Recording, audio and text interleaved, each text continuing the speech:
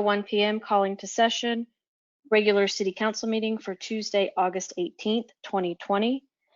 For everybody who is in attendance this evening, we will keep mics muted so that we can minimize interruptions and hot mics and that whatnot. But if you would please, if you're in attendance, be aware of that. So if you're phoned in, even though I do try to keep everybody muted, accidents happen. So if you're calling in, please make sure that you keep your phone muted if you don't wish to speak. And then the same if you're dialing in on a computer, please also monitor either your desktop mute feature and keep it muted so that in the event we unmute, you don't have a hot mic. We do have cameras on, so anybody who wants to be on camera can be. Many of us, I included, I keep the cameras off, so don't assume that we can see you just because you can see yourself. We have a very, very full agenda tonight. There is one thing that I noticed in the comments. There was one person that spoke to the limit of the budget discussion tonight. Tonight there is a budget presentation. That does not have a time limit, so that will take as long as it takes or until council says, cries uncle. We then also have a budget hearing. The budget hearings, same thing. They go as long as they need to. The idea is it's supposed to give as many people in the public an opportunity to speak. So we actually have two separate budget items. So if need be, we will spend as many hours as we need to on the budget tonight. Same goes for 2 weeks from now when we will have our second budget hearing.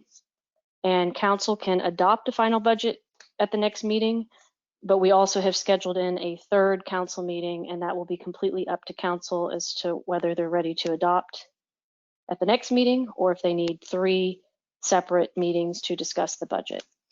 We do not post particular portions of the budget, which means the entire budget, unlike what Budget and Finance Committee does. When we do our hearings and our presentation and discussion, the entire budget is up for discussion and up for grabs. Council can take action tonight. They can take action in 2 weeks, but none of that action is completely binding until a formal, complete budget is adopted. So it is a little bit different. Yes. No action tonight. Tonight is a presentation. We can take public comments. The first public hearing is scheduled for September the 1st, and the budget can be adopted on September the 1st. Right. But tonight we posted, it's posted as a hearing as well. No, it's posted as a presentation. And sorry, I do, and one note that I've noticed as we print now from OpenGov, it makes the agendas not print right. So did we pull the public hearing for tonight? Yes, Regine has that scheduled for September 1 in the newspaper. So okay. So will you make sure that the OpenGov, what you have posted there, has been updated to reflect that? Yes. Okay, so scratch all that tonight. I thought we were going to have 2 public hearings. I guess we're just going to have 1. 1 is what's required by law. It doesn't change what I said. Tonight we have a budget presentation. It allows council in the community, as many people who want to speak can, and we will stay on that item as long as council feels we need to get them to where they want to be at the next meeting. And certainly if there are areas of the budget where there are council members who still have questions or need additional research or numbers, tonight is the best opportunity to bring that up so that staff can produce it as quick as possible and post it so the public can also get the benefit of seeing any additional information requested by council. We do have some of our residents who are here tonight are here to speak to item 13. So council members, I would ask when we get through our administrative stuff that 1, we try to get through it as quickly as possible and that we move item 13 up before our time certain items. And with that, I will move us to citizen and public communication. So if there's somebody here who wants to speak to an item that's not on the agenda, if you would please raise your hand.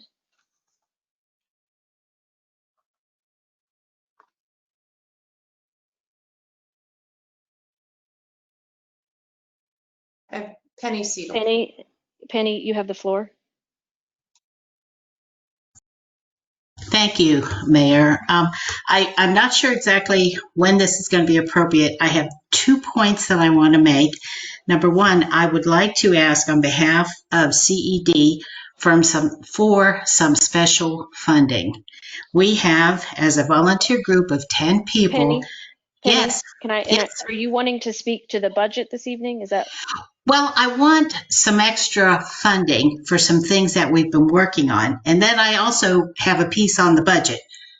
okay. But I think there's two parts to it. So when do you want me to So speak? you can do whichever you want. So you could do it now during citizen comments. You could also wait, and when we get to the budget item, both of those would fit within the budget. The main difference is if you speak during citizen comments, you can't get a two-way engagement from the council members, whereas if you wait to the budget, if you have a question or vice versa, if they have questions for you, it can be a two-way conversation. Oh, okay. Okay. Well, I can wait then till we talk about budget stuff because it is something I want to dialogue on. So please. Okay, Thank you. great. Thank you, I will Penny. mute myself. Thanks. Is there anybody else who wants to speak to something that's not on the agenda, or if you know you're not going to be here later in the evening and you want to make sure we are going to have, I assume tonight is going to run all the way until 10 o'clock. Okay, and so with that, I'm going to move to our next item, which is all of our reports, staff reports. And for the mayor's dashboard, I will absolutely glaze over that and just please encourage council members, as I always do, look at the dashboard. We do have quite a few items for the next agenda where I'm not sponsoring them, you guys are, which means you need to make sure to either bump them if you know you're not going to have your stuff done by this Friday, or immediately tonight, tomorrow, work with Sylvia to make sure that you have stuff fully cooked and ready to post, ready for me to finalize so that we can post next Thursday. And then as we go through these last few meetings before the election, if there are items that are important to you to slate during those very few dates that we have left, please let me or Sylvia know. And with that, I'll allow all of the staff members to give their reports.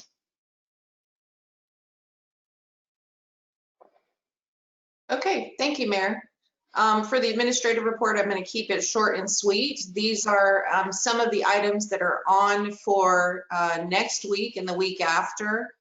They are council priorities. More than one council member has requested the information. So these are expected to be coming up. We're in the middle of the FY21 budget. Your budget was filed on the 12th as required by legislation.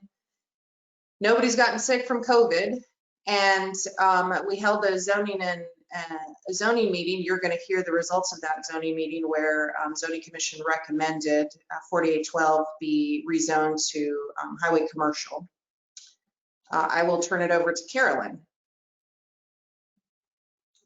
And Carolyn, if Sylvia, did you get her unmuted? There you go, Carolyn. You're self-muted, but you have the floor. Thank you, Mayor and Council. I just want to highlight just a couple things real quick in the report. Public Works is beginning some of the track mowing where we mow some of the big grassy areas. So you will see that grass is coming down, part of our wildfire mitigation. And the other thing I want to note is the Sunset Valley Nature Watch. So we've got a group of residents working on restarting the conservation rangers at Sunset Valley Nature Watch, and they want to provide some volunteer guidance and coordinators for some of the city's green spaces and conservation areas. So we have a group of citizens kind of working hard on that area to provide volunteer activities in the city.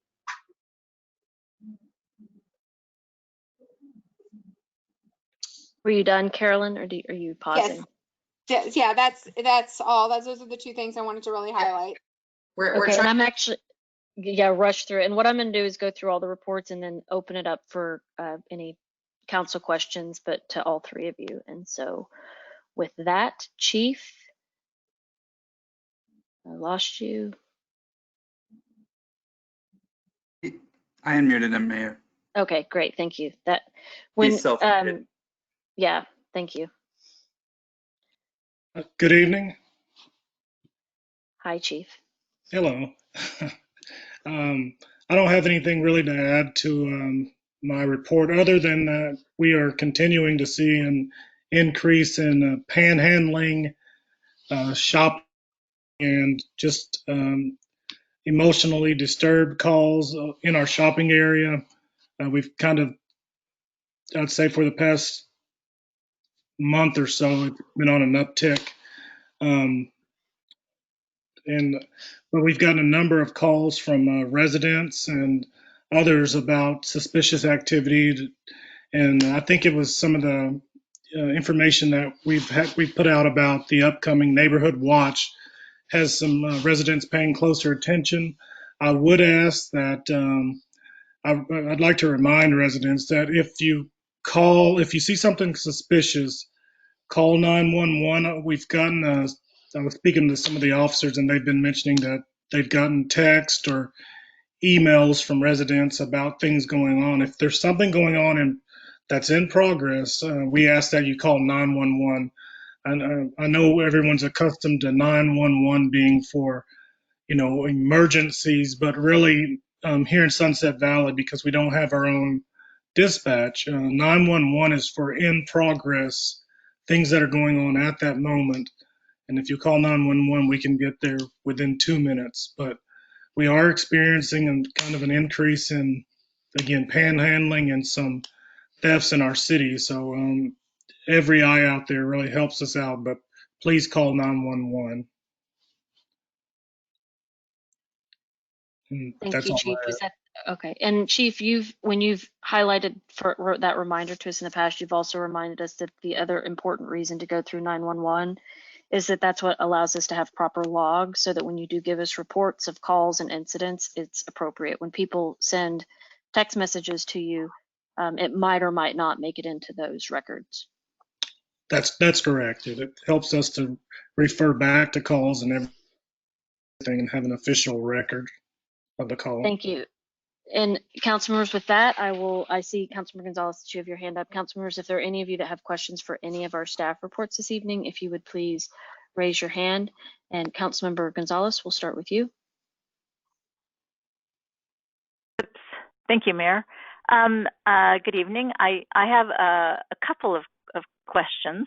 One I'm going to ask later, and I'll just give staff a heads up as to what percent. I know that we're 10.92 down for the year, and off of actual monies expected in from per the comptroller site. But I'd like to know by the time we get to budget what we are off of budget for the year. So I'll give people a little bit of lead time for that, because I think it will be important for our budget discussion. And then in terms of future agenda, Mayor, I believe Council Member Medicus was also going to join me in requesting a budget workshop before we go into potentially having a vote on the budget. And I'd also like to know, and I'd like residents to know what it is we're going to be talking about in order, so that people can sort of get a chance. I heard you say that everything would always be 100%, but I think in terms of people being able to follow what we're going to cover, that can sometimes be a bit overwhelming. So I'd like there to be a workshop where we can sort of go through it for people and input. So that's my request, and Councilmember Medicus can speak to it if she so desires. Thank you. So my preference would not be to add a fourth called meeting to the 3 that we currently have on the published schedule. But council members, I leave that to you. Likewise, especially for the public hearing that's been posted through periodical, we should not limit that or structure it. I mean, certainly there is a structure in that, the budget has a structure to it, but we don't want to run afoul of looking as if we're having an open hearing for the entire budget and limiting what residents may or may not speak to in terms of the portions or sections of the budget. But yes, Councilmember Gonzalez, if you all would like to have a fourth called meeting for the budget, we can do that. And I would ask that the 2 of you prepare that. It would be a work session only. It would be a non-action, which is what tonight is. It's also in large part what 2 weeks from now is. Councilmember Medicus, do you want to weigh in on that?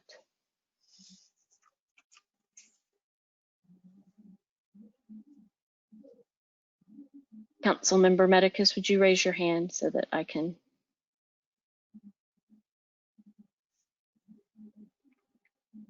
You have the floor, Councilmember Medicus.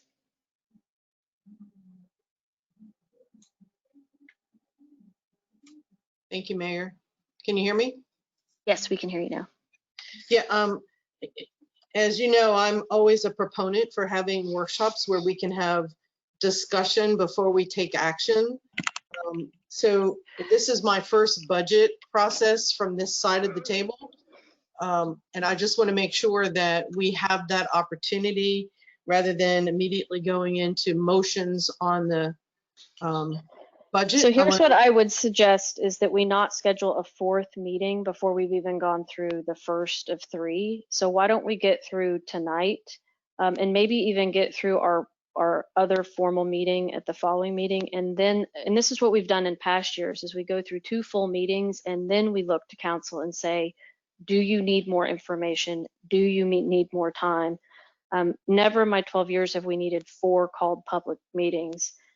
There have been a few years where we did have the 3 public meetings plus a work session, and that was during years where we had specific areas of the budget where council was really needing to have additional either deliberation or detailing from staff. And we may need that, but why don't we at least get through tonight to see what issues are there where there are council members who really need a deeper dive beyond what we can do in the council meeting. I think that's reasonable. Okay, Councilmember Ellett, did you want to?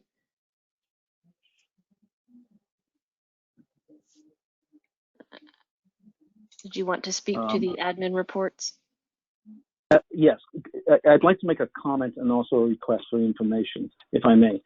So I think all of the council members are aware, and a lot of our residents are as well, of the open mic situation that happened with Miller Gray at the last council meeting, which I think a large portion of us find very disturbing. I want to make a statement that I followed up on that with a meeting with another council member, and I'll let that council member, if they choose to, say what they thought of the meeting. I went into that meeting with one simple question: how will the residents of Sunset Valley ever have faith in Miller Gray providing fair and equitable pricing for the services you perform? I left that meeting even more concerned than I went into the meeting, and I'm happy at the appropriate time to share the details of that meeting. With that, I'd like to request the following of staff.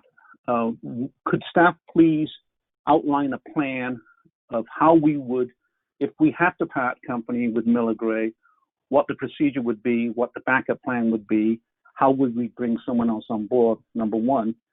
And number two, I have 3 requests.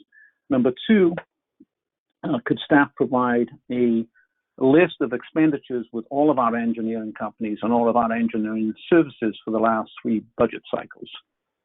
And the third one is, I would hope, and I don't know if this is a request I have to make, I would hope that the next council meeting, the discussion of this issue with Miller Gray would be an item that council would discuss and decide what action to take as appropriate from that.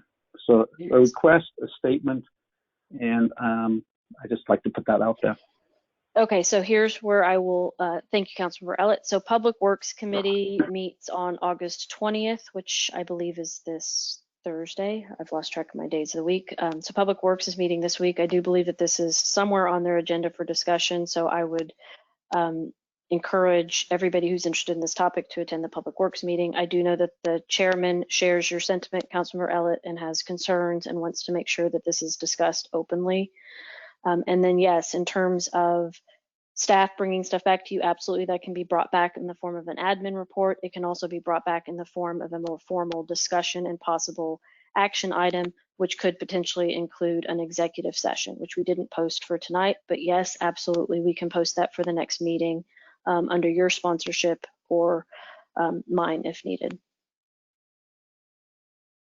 Thank you, Madam Mayor. I appreciate that.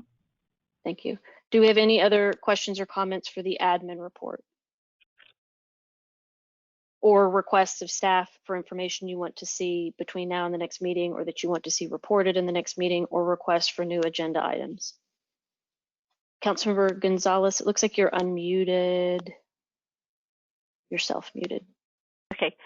Mayor, I just want to be clear that what we're telling Councilmember Ellett is accurate. I don't see, I think I may have it in the council liaison. Yeah, I do have it in the council liaison report, but it's not posted for for action. So it can be discussed, but Right. if there's any kind of recommendation or anything, it's just me talking about it. Yes, that's correct. That's how I understood it too. Thank you for the correction. My understanding was Yeah. that you would be potentially reporting on it and discussing it with the committee, but not posting it for action. So really the action item would be for the next council meeting. And so if Public Works does want to make a recommendation, I would assume that they could provide that between now and then, or the committee members can attend the next council meeting if they want to weigh in. Yeah. So could we just get a little clarification? Because I want to be clear that if people want to talk about it, they can.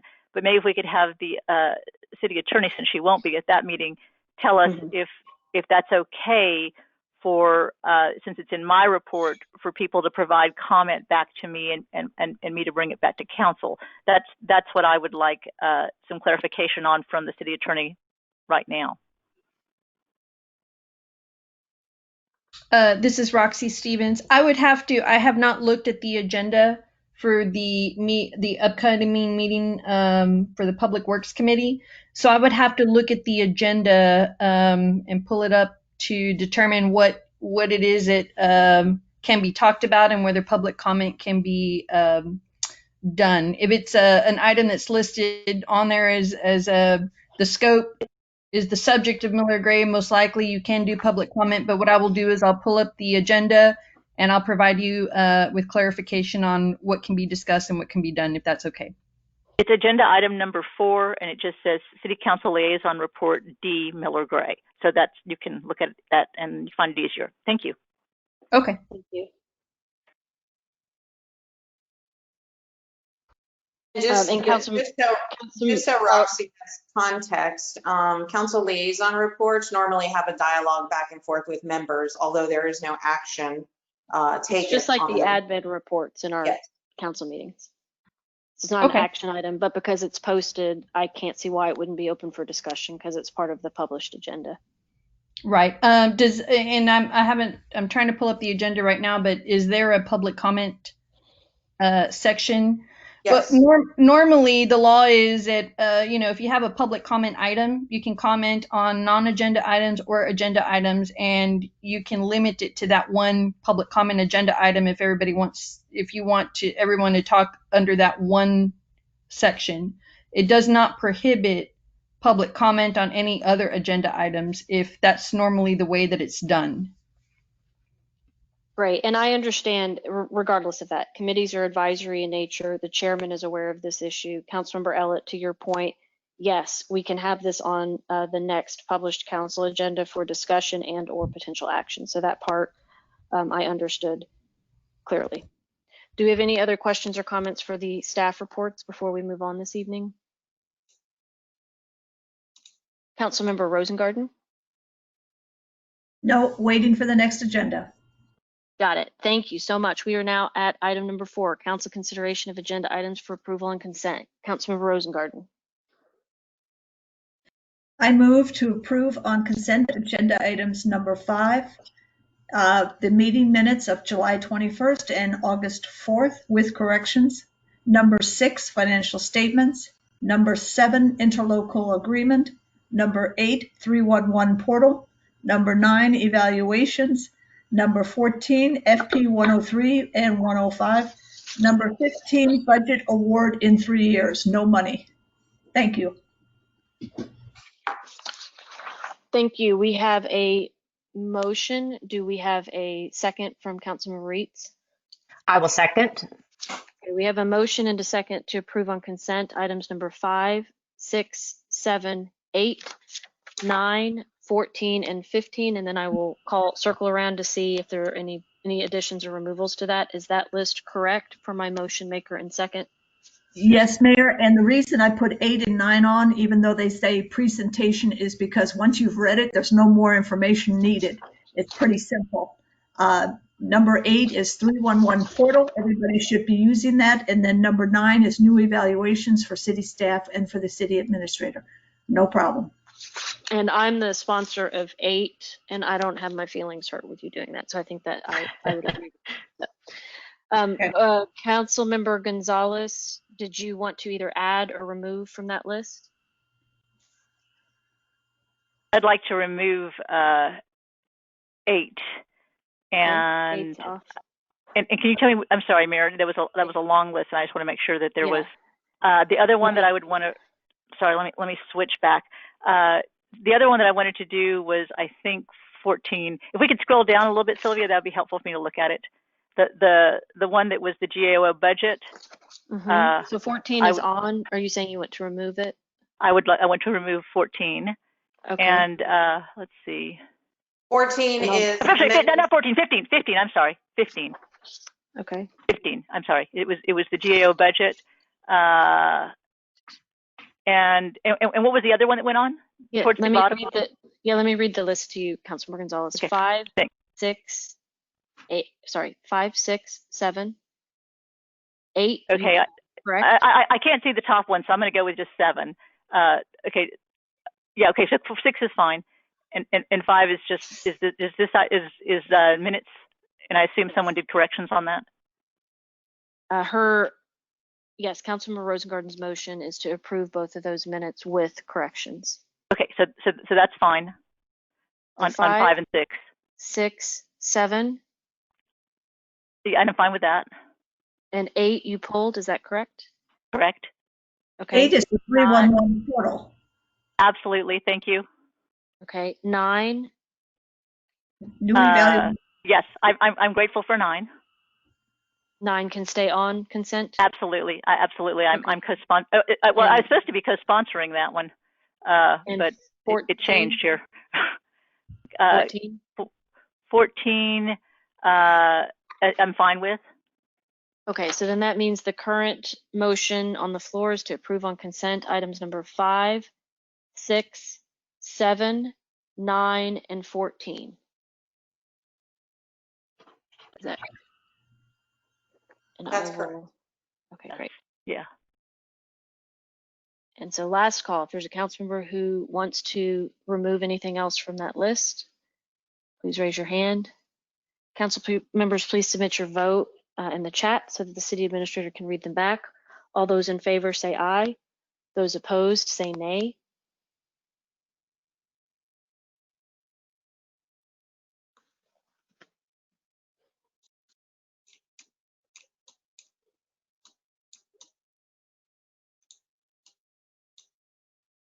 Okay, Mayor. Councilmember Gonzalez, yes. Councilmember Medicus, yes. Councilmember Rosengarten, aye. Councilmember Reeds, yes. Councilmember Ellett, aye.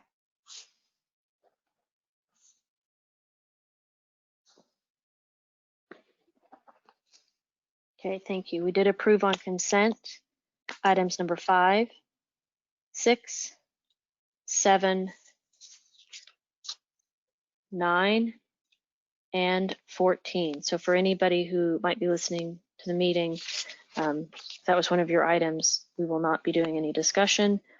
We are now at 6:30, and as much as I want to get to item 13, we do have to move to our time certain, but as soon as we get through that, we can circle back to the next agenda item. Our time certain at 6:30 is the budget presentation. And again, on this item, since we do have another time certain at 7, it doesn't mean we can't go back to it. We absolutely can work on this item. And then when we get through our other issues this evening with any remaining time, we can continue to work on the budget. And so with that, Sylvia, if you want to start by pulling up, usually what we do is a very simple high-level presentation of the mayor's budget. This will be the starting point for council to adopt a final budget. So typically the easiest way to move through the budget is for council to take this as the starting point and amend to this. Budget and Finance does submit recommendations to me. The recommendations from Budget and Finance almost always include an unbalanced budget, meaning there are funds that have not yet been allocated. So it gets to be clunky and confusing if we try to work off of the Budget and Finance recommendations. So the budget that I filed was balanced budget. And Sylvia, if you would just do a high level walkthrough of it, including showing people what they should know about OpenGov, since that's a new tool we're using this year. Okay. So thank you, Mayor. The mayor's proposed budget is posted on OpenGov. It's part of our transparency portal that's on the website. The link on the front page of the city's website will bring you to Mayor Cardona's budget proposal for FY 2021. It will bring you to the mayor's proposed budget transmittal letter. It will bring you to the process and the timeline. It will bring you to some, essentially all of the things the mayor transmitted in her letter. And then we take the budget at a glance. This year we gave a summary sheet similar to a budget that was prepared by Barbara Wilson at one point. And it has essentially how much will we have in the bank at the start of FY 2021, much like a balance sheet. How much do we anticipate to collect? How much do we expect to spend? Which funds are positive and negative? And then what will we have at the end of the year, and any notes? So this is probably the highest level that you can get to get an at-a-glance shot of where we are in the budget. So the next part is you will see it's an interactive piece. This 516,887 is the 516 here. There's some rounding errors. You'll see them in the budgets below. But this is why we're green, because there is a positive balance that will fall to fund balances, or as we call them here, reserves, should the city decide to not change the allocation to that. So there were 5 top things that the mayor worked on the budget. Mayor, would you like me to go through those, or would you like to go through those? If you could start by pulling, I do want to go through those. If you could pull up the comparison chart either through OpenGov or the one that you emailed out to the council members today, that might also be a good thing for everybody to just get an at a glance. Yes, and what absolutely. that does, just so every year my approach is to get as close to the Budget and Finance Committee recommendations as possible. One reason that never works is that there's always a surplus. And so last year we were doing great. We were not dealing with the revenue issues that we've been dealing with this year. And so the surplus I allocated. In other words, I spent it. I found places to fund projects that weren't funded, or to propose suggestions for new things to fund, or to increase what went to the reserves. My approach this year, similarly, was to have 10 or less deviations from budget and finance. I absolutely fit within that. And it was a little bit different in that I wasn't as inclined to spend money on projects that came from what got sort of colloquially referred to through the committees and also budget and finance as the parking lot. So what I did with the parking lot, rather than picking or choosing things that we certainly, by the measure of many of our residents, we could quote unquote afford to fund them. I feel like that should be a big part of what council discusses during this budget process is, are there any items on the parking lot that we want to fund, or do we want to keep them there and know that we have put enough into our reserves, additional money than what we have to, and we will reevaluate it either month by month or quarter by quarter. As I outlined in my letter, the Budget and Finance Committee is changing their own internal committee policy, and they're going to be looking at numbers monthly versus quarterly. So I do think that the committee and council will be in a more agile position in this next fiscal year than they've been in the past, should they want to, say, fund a new service or fund an event. The additional caveat to events is that with Travis County currently saying no group events until December 15th, it was hard for me, again, to pick and choose what events should I maybe fund that Budget and Finance didn't fund, that I also can't predict where on a calendar they would fall. So again, rather than me doing that, I think council should make the decision. And Sylvia, can you pull up the comparison sheet where it shows? Yes, so this is the digital version of that sheet. It is on our transparency portal. The link is on the city's website. We're calling it the FY21 budget process. So this is staff's recommendation, which had expenditures above revenues. The budget and Finance recommendation, which also had expenditures above revenues. However, there were no transfers incorporated into that or discussion about reserve use. And then the mayor's proposed budget, which is exactly as you said, you went in, made some changes. And so all of those itemized details are available. If you scroll down, you can see where all of the differences are. And you can drill down into each individual category.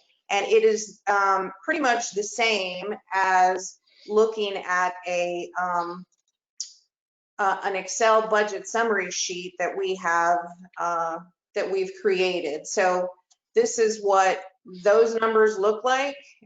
You can do the same thing in OpenGov by just kind of clicking and dragging it and then copying it, and you could throw it into Excel too if you'd like. So these are. Can you hover there for a second? So this is this is a story that I now realize from viewing the OpenGov comments. This is helpful to many. This would also be helpful to me if I hadn't been a part of the process. So I will make sure that a version of this is available somewhere through our OpenGov story or as a static image somewhere in our OpenGov portal. But this answers the question that I think some people want to know, which is if you look at budget and finance recommendations, where and by how much does the mayor's budget deviate? Truly just looking at it as an individual number. And so can you go back to that complete summary, Sylvia? Here. Yes. No, the spreadsheet that has everything. Okay. You were just on it and then it was so in, this is the item for revenues. Right, and so that gives the answer that I think some people want to know, which is just tell me exactly what lines deviated. And in the public comments that I read today, the only one that really jumped out at me is I wanted to make sure it doesn't turn into a rumor fire is the community program. So if you'll click on that tab, Sylvia. Yes. So there was a comment that I had adjusted community programs by an excess of $100,000, and I just want to make sure that there aren't residents who think that's true. From what budget and finance recommended to me, what you're looking at here, these are the adjustments that were made to community programs. And again, the reason being is that through the conversations from staff to committees, and then from committees more focused at budget and finance, pretty much all of the community programs were left on the parking lot. And so that was not a decision that I made, but I did adopt it. And again, I would anticipate that tonight, 2 weeks from now, and whenever we adopt, that's when council will make individual adjustments if there are services or programs that we want to add.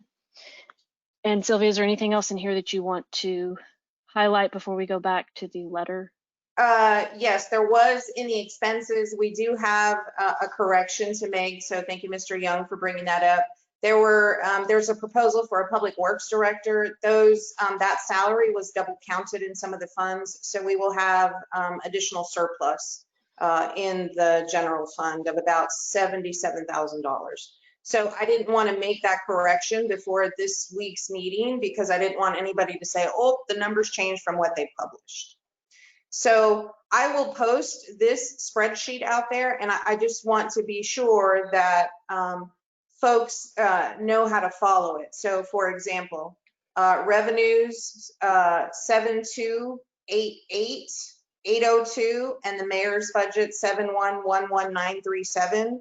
So when you go into the revenue chart, there you go, 7288802, 7111937, and these are the changes. So we will post that up in the mayor's story here shortly, as soon as this meeting's over or even before. But this is the place to go and see any super detailed differences that you would like to see. And you can drill down as deep as you want to into both revenues and expenses. We also have something out here called, so the mayor's proposed budget is out here. That's what you'll see on the sheet. We have the budget process, which has staff, budget, and finance, and the mayor's. And we have something out here called historical. And this gives you everything from 13 and 14 to the budget we're in now in 1920. And the same thing, you can drill into revenues completely and go into itemized detail of every single revenue. So this information, truly, these first 3 tabs are very important. The next tabs are, we do fund accounting. So there's a picture of the general fund. So Mayor Cardona's dashboard, Mayor Cardona's transmittal letter has the very same information. There's the general fund, there's the utility fund, drainage fund, venue fund. Okay, you want to start at deviations?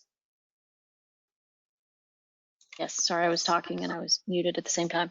So hopefully I actually shouldn't have to discuss or do much presenting of this, because it's, I actually think it's presented a little bit more clearly this year than it has been in past years, not due to any difference other than we have the OpenGov tool.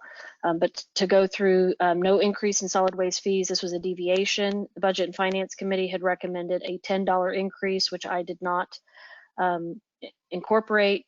The reduction in capital funding, and that's one where Sylvia, certainly you, and I think maybe even Council Member Reitz, if she wanted to add something to that here, if you want to give us a high-level summary of why, how we've done things in the past, which is we budget and freeze funding for projects, sometimes very large projects like this one that we absolutely know we're not going to do, and actually the project itself probably isn't priced in a way that is accurate, or that reflects what the city really should be prioritizing. But what would you like to add to that? So the main difference about a capital plan and what we have today as a capital schedule is twofold. One, capital expenses really shouldn't be tied up in your operating budget. I know the Ernest Robles Way project and the Home Depot project say $833,000, but if we truly had a budget schedule, then we would know for sure that the engineering is going to be $78,000, and that's, or whatever number, and that'll be used in year 1.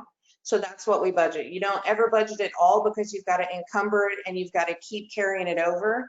And you could be putting that money to work as opposed to tying it up for a project that may or may not be completed that year. The other thing in the current capital schedule is the costs haven't been revisited in about 5 years. So we do have to go back and really take a look at that. Costs have skyrocketed with the amount of development and activity that's happening in Central Texas. And then the third piece to that is really not prioritizing, but rather aligning things. So if I know I'm going to work on a water line on Sunset Trail, and I know I've also got a street project somewhere down the road, then let's align those so we achieve some type of economy of scale, and we've only disturbed Sunset one time. So that's the goal. And then the other piece that goes to that is really developing an investment plan. So when we don't have that money tied up in the budget, how can we put that money to work for us? And the example that I would add to that might be relevant to some of the residents who filled out the street survey, where I have had some people saying, I don't understand why we did this. Well, for me, it captured what I wanted to see, which is an example of what Sylvia just outlined, which is we give the perception that we're going to do underground utilities by putting in a piece of the pie, but then we don't really budget for the rest of it, which then leaves the residents confused. Why don't we have that? Or as we've now realized from doing the survey, many residents on different streets throughout Sunset Valley want speed bumps. Well, now would be the time to have a deeper discussion of, is that really what we want? Does that really serve a benefit or a purpose that solves the problem? What's the cost, and how does that roll into the street program? Because there's probably a smarter and more efficient way if we were to incur that cost on any of our streets. And the same probably goes for lighting, sidewalks, changes to curbs. And currently, I don't think any of that is built into our street plan. And Sylvia, you can tell me if I'm wrong. No, Councilmember Reitz, did you want to add anything? And Councilmember Rosengarten, you had your hand up. Yes. Did you want to say anything? I'm sorry, Ruth is called on right now, so if she's going to speak. No, you have the floor, Councilmember Rosengarten. Okay, the first thing I want to say is when you go back to the bars that were orange and green, and it shows the budget and finance recommendations versus the mayor's budget. Mm-hmm. Budget and Finance Committee has never had expenses over projected revenues. That's because it doesn't have the transfers. The transfers weren't finalized in this particular budget. So what does that mean? So If if you I were to go plug in the transfers into the Budget and Finance Committee recommendations, then yes, revenues would be over expenses. Okay. So I just want everybody listening and watching the Budget and Finance Committee, and I am not on it, but I paid attention. They never, once they have a projected revenue, they always look at cutting expenses to make sure that it's a balanced budget. Thank you. Yes, the Budget and Finance Committee's recommendation would have included a transfer from the street fund to make those street repair projects. So that's why it looks that way. And Sylvia, would you go back to where we were? And Councilmember Ellett, do you have a question before we keep going? Yes, I have a question and a comment. I was very glad to hear of the discussion of establishing a true capital expenditure plan. And thank you, Councilmember Reitz, and thank you, Sylvia, for doing that. Just, I want to make sure I'm correct in this. I believe that was an item, the only item that was addressed by the audit committee where they felt we had a deficiency when they gave, the audit firm, when they gave their report. Am I correct in that? Correct. Okay. I'm so glad to see we're going to address that. Thank you for that. Thank you.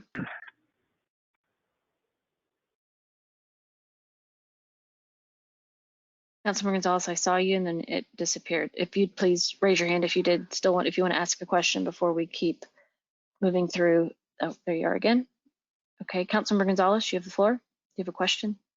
I actually want to just make a supplementary statement as a longtime member of finance that sometimes that it gets said that it's unallocated, but it was always allocated for reserves in recent years. That was always the intention, and I'm with Councilmember Rosengarten because I've been in those meetings too. Thank you.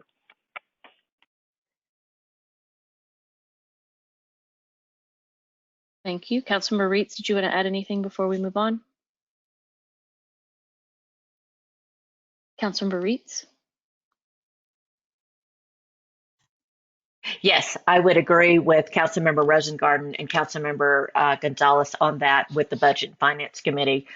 I also just want to say a big, huge thank you to the Budget and Finance Committee and all the other committees who worked so diligently and put in so many hours in working this budget, because this was a very difficult budget to do with all the uncertainties. And I think the end result is a really good product in the sense that it's a very conservative budget, and it's a budget that will be reviewed consistently each month on how we're doing because of our uncertainty. So again, I just want to say a great big thank you, and also a great big thank you to Sylvia and Susanna and Regine. They put a tremendous amount of effort into getting this onto OpenGov, plus working with the Budget and Finance Committee, and it was really a tremendous effort. And thank yous to all around. Thanks. Thank you, Wanda. And so moving on through the presentation of the deviation, so we've discussed the my suggestion that we not accept the increase to solid waste. I give my reasoning. The capital plan, we've discussed that. The reduction in hot expenses, that's another one that really, this is a much better place. This typically is not something that Budget and Finance Committee really wants to dive into. That was a consistent theme this year. And so same as in past years, it's a little bit, it's a smaller portion of our budget, but it is a very important one. And there are programs and residents who care very much how and where we spend this money. So it may not be the biggest pot of money, but it is one that always stirs up emotion and community discussion. And this year is different for a handful of reasons, which I put in that descriptor, which is most importantly, Sylvia, could you go back to that, the paragraph summary? Sure. Most importantly, the hotel is not currently paying anything. And we don't know when that's going to change. So whereas our tax numbers are bouncing up and showing good trends, the hotel has yet to get to that point. We hope that they will. It is important that at least those of us that are in a fiduciary role, that we recognize they also have an unpaid balance with the city. And although all of that isn't hot, a portion of it is. And as they continue to have guests stay in their hotel, even if it's a reduced number, as Councilmember Reeds pointed out in one of my discussions with her, that is a tax that is paid by their patrons. And so it's not really a choice of the hotel whether they pay that tax or not. And so we need to be tracking as a city what is owed to the city, including their unpaid utility bills. So there's work to be done just with the hotel itself and helping support them in recovering. And then also, before we're spending the money that they're giving us, we need to recognize we may not even be getting that money. There also seems to be a little bit of confusion. Hopefully we can talk about it during our budget discussions, how much money is in HOT itself versus the HOT reserve account, and what portion of the reserve account do council members feel comfortable spending. Again, I didn't feel comfortable making that decision, but this would be the appropriate place for us to do that. Can you go back to the paragraphs? Mm-hmm. And the next deviations, if you'll scroll down. And I do know that the farmers market is here this evening. And so maybe when we get through our zoning, if we come back to do some more discussion on the budget, this might be a great time to go ahead and start discussing how to approach the farmers market, because I know there was lots of discussion, and I know that that's what I spent most of my day on the phone talking to residents about. Staffing, the parking lot that was handed off to me for staffing boiled down to 3 positions, 2 maintenance techs and a public works director. Another important role that will be important when Regine retires later this year is the role of city secretary. Again, it's a quiet position, but is an incredibly important one. It is an absolute essential role within a city government, because we have to make sure that everything is recorded properly and documented properly and open records requests and et cetera. So Sylvia has indicated to me that she feels confident that that role can be picked up by existing staff. I believe at the moment that would be Matt. So that took that concern off the plate for me, which then left 2 techs and a director. The Budget and Finance Committee, they didn't recommend any staffing. And then within each of the different committees and within the staff presentations, there was a variety. So some people said hire 1, some said 2 different positions. So the recommendation I made was to hire a public works director, because the theme that stood out strongest for me was in listening to the Public Works Committee and hearing the concerns that we need construction and contract management, that we need to make sure that there is somebody within the Public Works Department that can manage the big dollars that we're spending, and that possibly that would also be an engineer.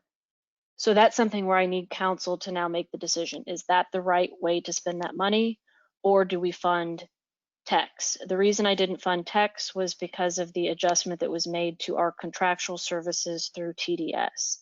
And that's where, Sylvia, you'll have to present on that, and then council, you will have to ask questions to see if you're convinced with the way that we've structured that.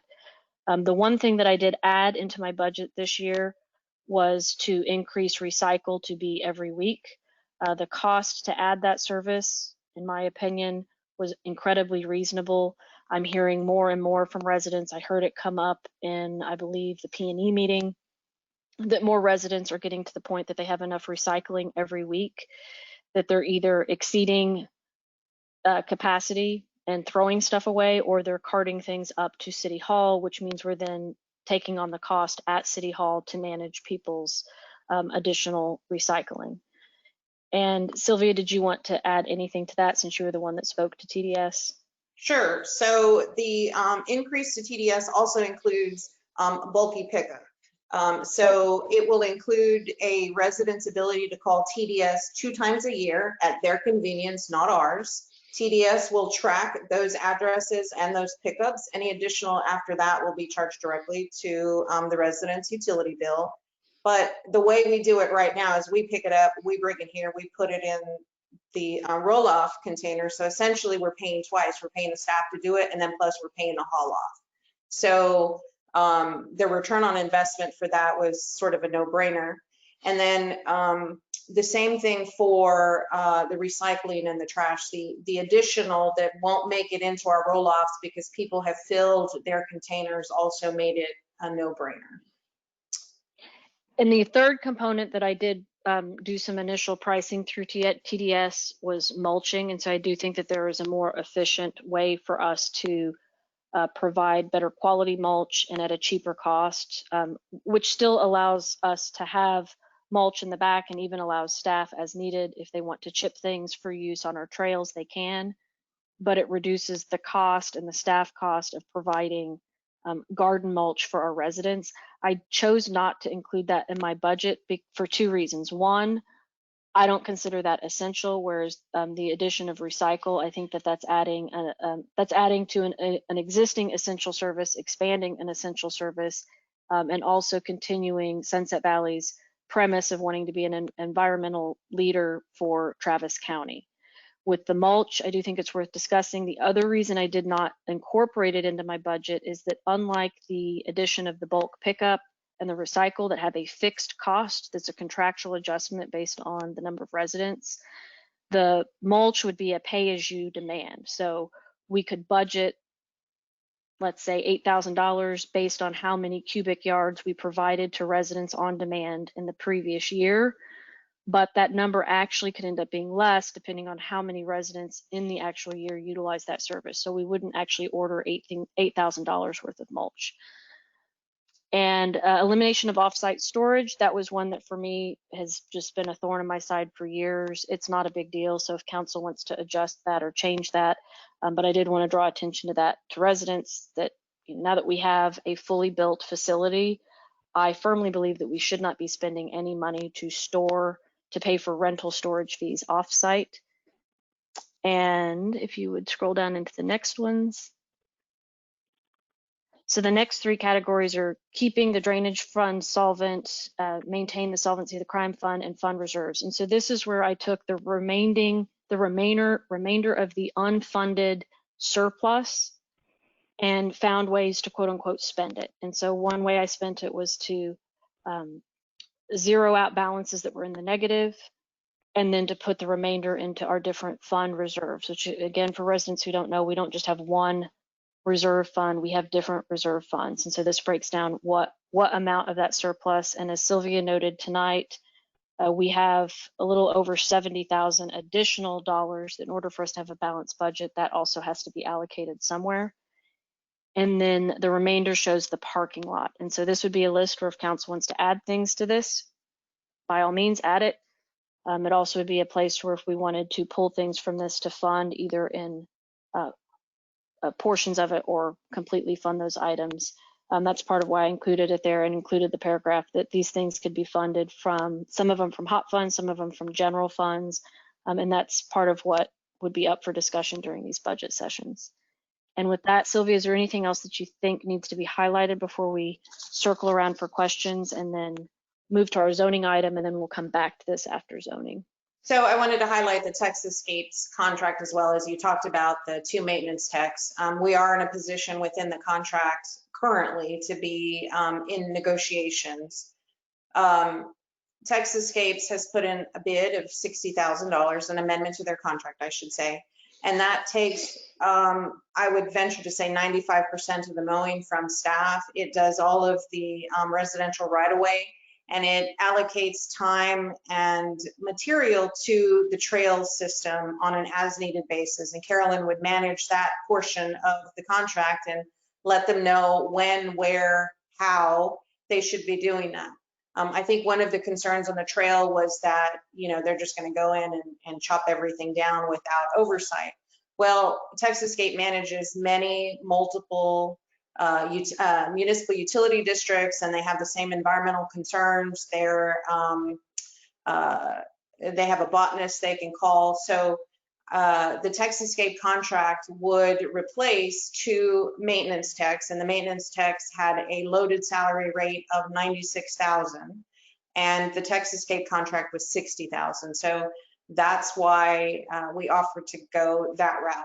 And then the other part to that is really refocusing our staff on the Class D water licenses and the licenses that are required that we maintain. And so when I first got here, we were doing like pesticide licenses and those kinds of things. And while that's great for staff training, and we do have to have at least one, It's not something that it was as important as a Class D water license. So we had things not weighted as importantly as they probably should have.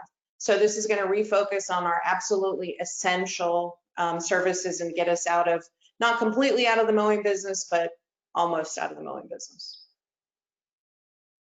That didn't Thank you. include costs for equipment, maintenance, or any of that. So that's an additional savings. Thank you. And Councilmember Gonzalez, I'm going to grab your question and then I'm going to push this item and we can come back to it this evening after we get through our zoning item. And then also hopefully then address item 13 so that the residents that are here for, specifically the residents here for Lone Oak potential action can not have to stick around till 10. So Councilmember Gonzalez, let's get your question and then move to the zoning item. Thank you, Mayor. I have a couple of questions that are just to clarify what you said so we don't get it lost.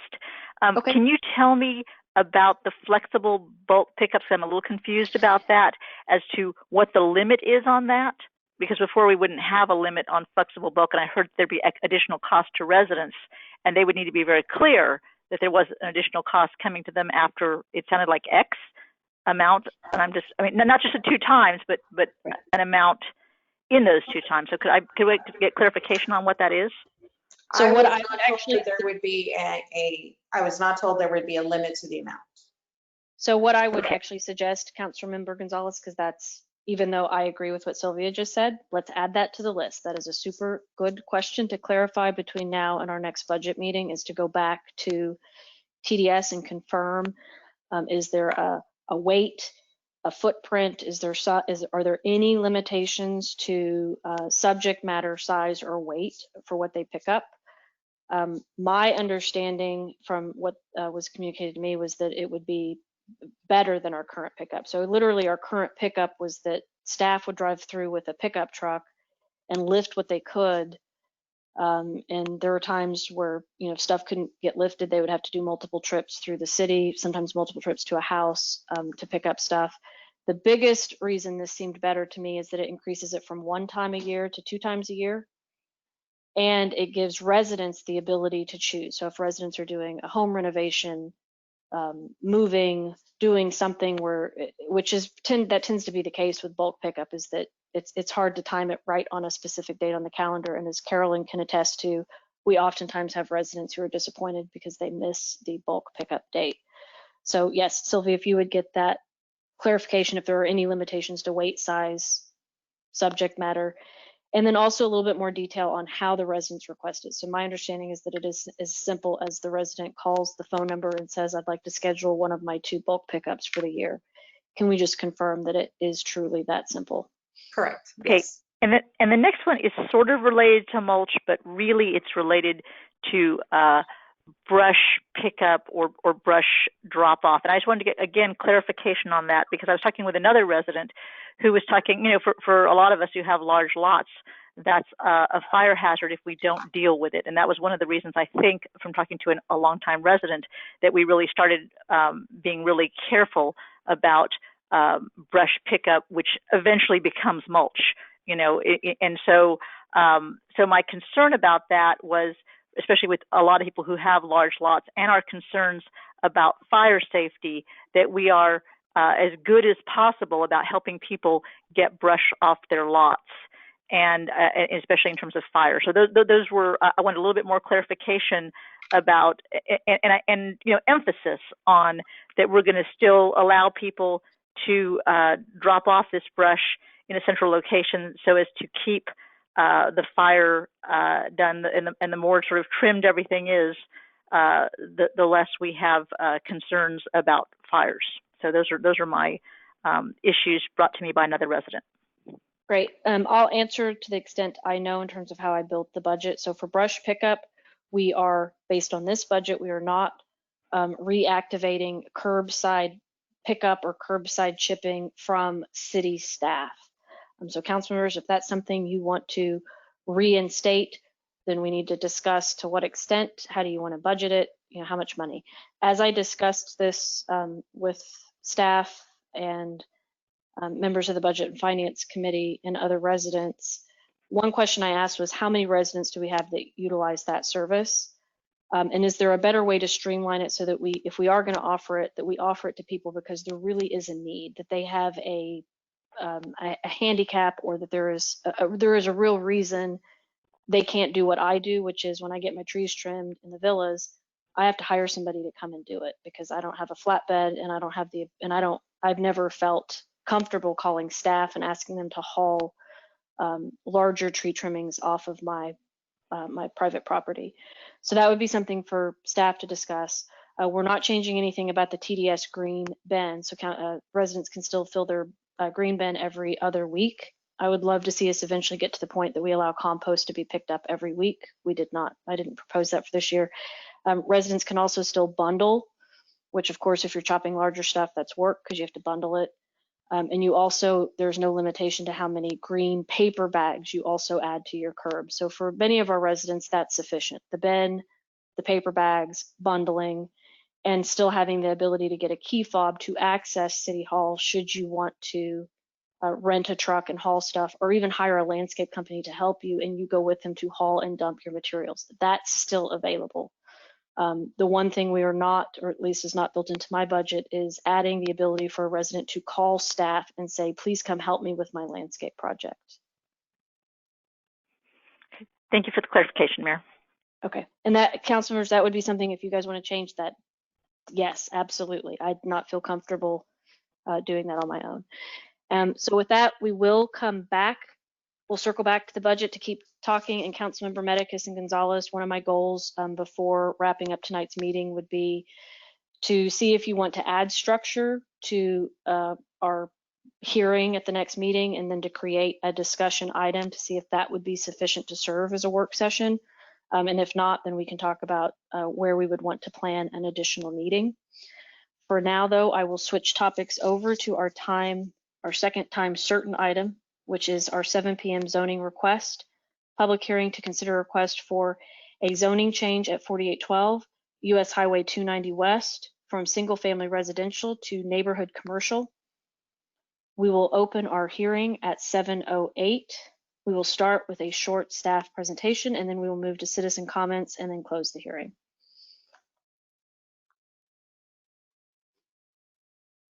Okay, Matt, do you want to take this or do you want me to take it? Sure. Can you hear me? Yes, go ahead. Okay. And I'll just talk briefly and then I'll hand it over to Aaron Levy, the applicant. Mayor and council, so you heard 4,800 at the beginning of July, and that was changed from, excuse me, that was changed from single family residential to neighborhood office. This is 4812. This is Miss Angeli's property. And the family, in working with the applicant, Aaron Levy, is requesting to change it to neighborhood commercial. And we intended for these to be heard at the same time, but this item was tabled at the July Zoning Commission meeting because a conceptual site plan was originally not submitted with the application.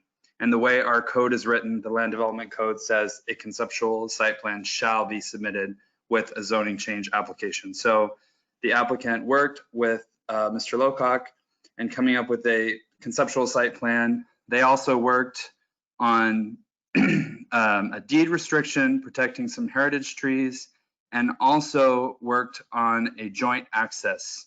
That's probably the main thing, the joint access agreement, which will move the entrance and exit from the property even further away from Stearns Lane, alleviating traffic concerns. I'll go ahead and give it over to Aaron if he wants to make a presentation. Actually, Matt, what we usually, so for the public hearing, Aaron, before you speak, usually we just do the staff presentation. And then I'd like to stop and see if there are any questions from council members to staff. So before we have the applicant answering questions, are there any council questions for staff? And if so, council members, if you please raise your hand. Councilmember Medicus.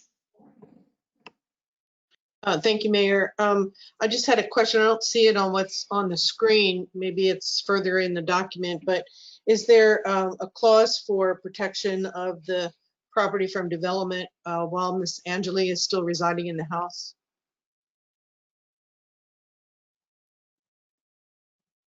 I believe the applicant can answer that. Mr. Lowcock, who is Miss Angelie's son, at all of the previous meetings stated he is not going to displace his mother, nor would he encroach on her quality of life. And Roxy, as we have the applicant answer this question, my additional question for you would be, to what extent anything that the applicant is stating, if you would please indicate to council how much of that is actually enforceable by the city of Sunset Valley. Aaron, do you want to answer the question that Councilmember Medic has presented?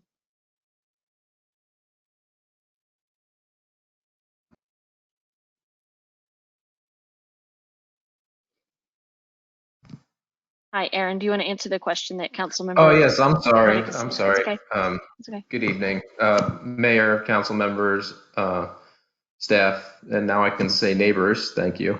Appreciate your time. So are we regarding timing of development, and Mr. Lowcock can speak to this as well, should council want to hear from him directly, but it's understood that development will be happening and all possible mitigation of any type of nuisance during construction will be made. But you know, Ms. Angeli is aware that development would be moving forward and was in agreement with that. There won't be any development to her property. Obviously, that's not what's under discussion right now. And there is, I have the proposed development up on the screen. There is a significant distance between Miss Angelie's property and the development. Councilmember Medicus, does that answer the question that you're asking? Yeah, well, and my question was really about 4812, not about 4800. So that's. I can walk you through everything in the presentation. Hopefully that would, you know, probably answer the question for you. Okay, thank you. Councilmember Medicus, is your question, to what extent is Miss Angeli protected while she's still alive? Correct, on her property. On 4812. And so Aaron, could you answer that question? Yeah, I mean, there is no activity that would be happening on 4812 until a point where they, as owners of the property, have an interest in either redeveloping themselves or selling the property and conveying it to somebody else. So in our strategy and what's happening on 4800 on the corner, there's no connectivity whatsoever. And we're maintaining natural vegetative buffering, and we're going to be enhancing that as well. This is Roxy Stevens. I just want to make clear that Mr. Levy, it's correct that the zoning change is not changing the ownership of the actual property, right? Miss Angeli will continue to own it until something, you know, is transferred or conveyed, etc. Is that correct?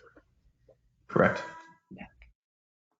Yes, and then my understanding on top of that, which speaks to what I think Councilmember Medicus is asking, currently she has a power of attorney. So that doesn't necessarily mean that she has a life estate. It doesn't mean that we've offered some specified protection that's specific to her. It just simply means it's a privately owned property, and if and when it sells, this new zoning right could be exercised. Roxy, would you confirm if that's accurate? That's in my review of this. That's my understanding. The only thing changing is the zoning designation. The ownership of the property is still maintained by Miss Angeli, who does have a power of attorney where she designates Mr. Lowcock as her agent to conduct real estate transactions. Councilmember Medicus, does that completely Yes. answer your question? Okay. Yes, thank you. Council members, do we have any additional questions that are specific to the staff report, or where you have a very specific question you know that you want to ask Mr. Levy?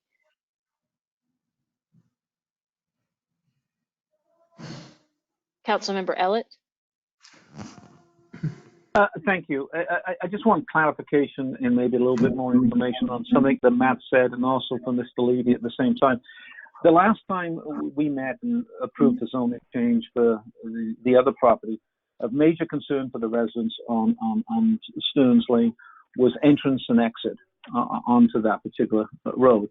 And I understand that this is being taken into account, and I'd like a response in very basic terms of how that's going to be handled, and the residents of Stearns Lane can say, get comfortable with the fact that the entrance and exit is not going to be disrupted. So Councilmember Ellett, that's the other property. You realize that, correct? That we're not tonight. We're not discussing the property that's adjacent to Stearns. No, I'm going back to the comment that was made at the beginning where I think Matt gave a summary that the exit and entrance had been thought through, and there was comfort level reached now. I'd just like to understand that comfort level, if I may. I can speak to that in the presentation, and you've been provided, and I'll show as well, recorded documents that are reflecting what was brought up and determined by the last council meeting. Aaron, I don't know that we're going to go through the entire presentation, so I can be very quick for you. Yeah, I know there's more pressing things here, so if I may just help paint the picture, because a lot of these questions are really getting answered. Yeah, so Councilmember Ellett, this where my cursor is, this was the this is the original entrance to 4800, which is the corner. The issue was the proximity to Stearns and the cutoff. So what Mr. Levy has done in conjunction with Ms. Angeli and Mr. Lowcock is they've entered into a shared access agreement, which essentially moves that drive over here, and it moves it further away from Stearns, making it safer. The way the drive is configured and the buildings are configured, they've also entered into an agreement to protect the heritage trees on the property so as not to disturb them. And those are filed. So did that answer your question? Yes, it did. The only reason I raised it was because the previous, on the other piece of property, it was a major concern of the residents on Stearns Lane, and I just want to make sure we're applying the same due diligence here. So thank you. Yes, Councilmember Ellett, this is Matt, and Aaron and Roxy have actually been working, and this will be on a future, possibly the next council agenda, is the restrictive covenant for 4800 Stearns, which allow access to Stearns from the property. So we'll be seeing probably the next agenda, I would think.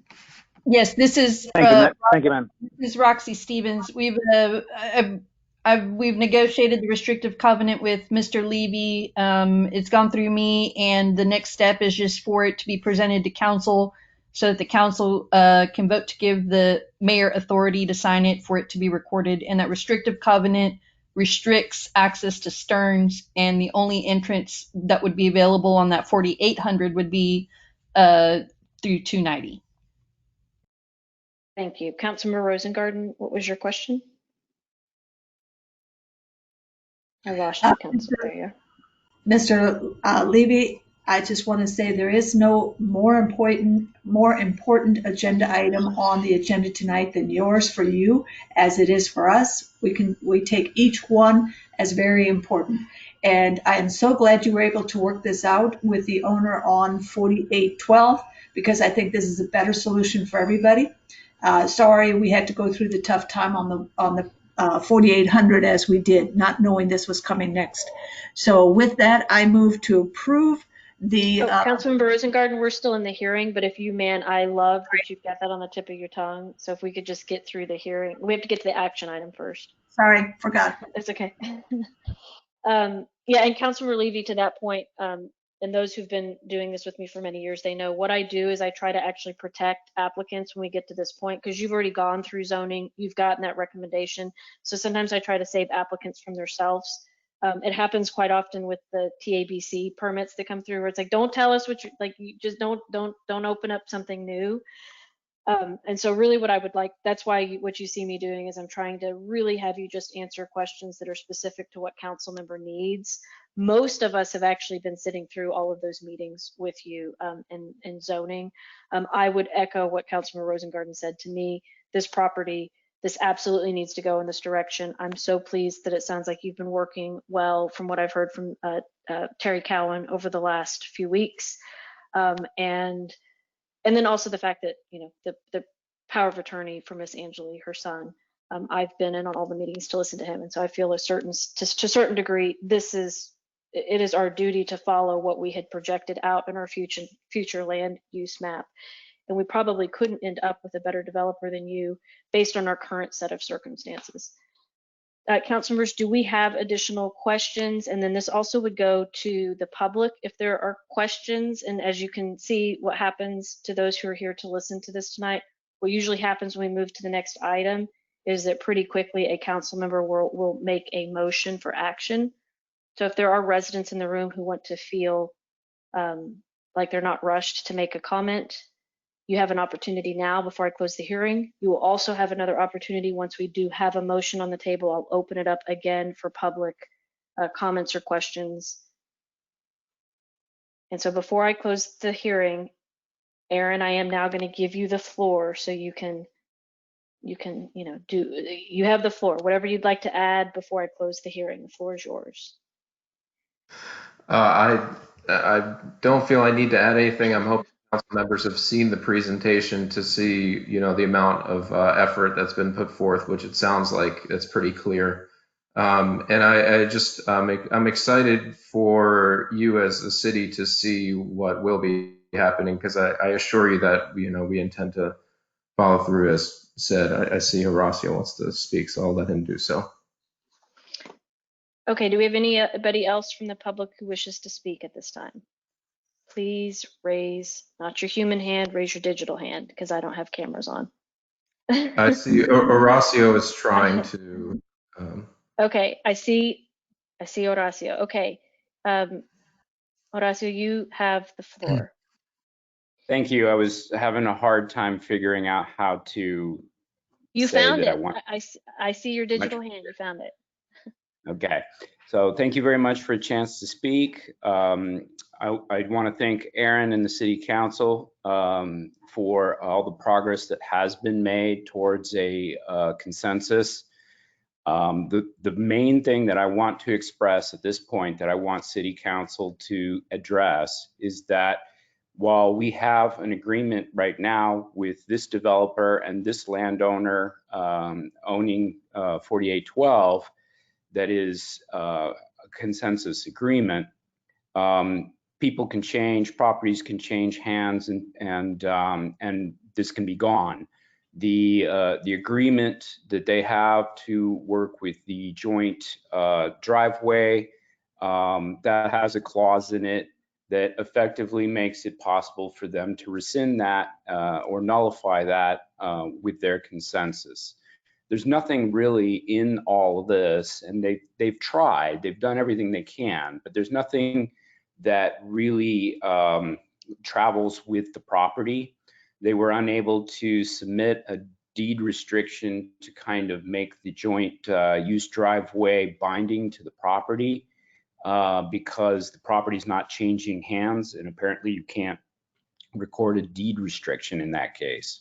So what the community is interested in, and what we were asking City Council for support in, is to make this a more legally binding agreement, have like a restrictive covenant or some sort of legal grounds to reduce the words that have been presented, the pictures, to something that is going to be a plan in the future, regardless of who owns the property or what the circumstances are down the road. We request that support just to make sure that what is agreed to today is lasting. Roxy, do you know, thank you. Roxy, is there anything that City Council can do? Well, there's a title held by two different parties that runs with the land under the example that Horacio just gave, which is our developer we love today. Circumstances occur that we can't control, and he has to, not develop it, and somebody else comes in. One of the land development code allows you to add a condition to the agreement to change, or the change of the zoning, and you can require a development agreement with that would require a shared driveway to ease the traffic safety concerns. Can you say that again? Because I'm sorry. Can you hear me now? Can No, you hear me? I could hear you. I just, the attorney in me, I want to hear it a second time. Will you say that Sure. again? So the land development code allows the city council to set conditions on the zoning change. And one of the conditions could be a development agreement with the city that they would pursue a shared driveway. The city can't force a restrictive covenant at this point because it's still owned by Miss Angelie, and it is a contract. But with the development code, we would make that condition of the zoning change a part of a development agreement, which is contractual in nature, and the city could enforce that. Okay, and so that would be binding to 4812, not the adjacent property, Right. but that's where you get around the fact that you have two different property owners. You're just binding Right. the owner of 4812. So 4800 is separate and apart from 4812. With 4812, what we negotiated was a contract through a restrictive covenant that makes the city a party to that restrictive covenant in terms of enforcement. In this case, because it's different, because Mr. Levy or his company does not own the property, there's a separate owner, but he's acting as the agent of the owner pursuant to the documents filed. We can request or as a condition, ask them to participate in a development agreement with us, with the city, making it enforceable to say, hey, as part of the development agreement, we would like for you to do the shared driveway. And so then can I challenge what you just described? If Aaron were to not be the developer, something happens that we are not predicting today, and the property ends up in the hands of, let's just say, a different person. Let's say the family sells it to a different developer. How would you then utilize this? The condition runs with the change of the zoning. And so if the developer says, nope, not going to do it, our hammer is that we say, okay, well then your zoning is not complete. Right. You've not met the contingency of your zoning. Right. That's the condition. That's the condition in which the zoning change was granted. And if that condition is not met, then they would not be able to go through the process, or it wouldn't get approved through the city in order to continue with building, the building process and everything else that goes along with it. Okay. Aaron, did you want to add something to that? I actually have a question around that, if that's okay. Yep, go ahead. Does the zoning change occur at approval, but the ability to have an approval on site development permit be contingent upon the development agreement? Yes, but part of the remedy for the city in enforcing the change in zoning would be we will not approve any building permits or anything in furtherance of development until that condition is met. Understood. Okay, thank you. Thank you. Ms. Wilkins, you have the floor.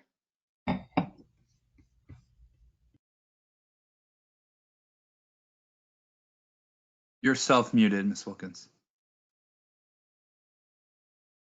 Sorry.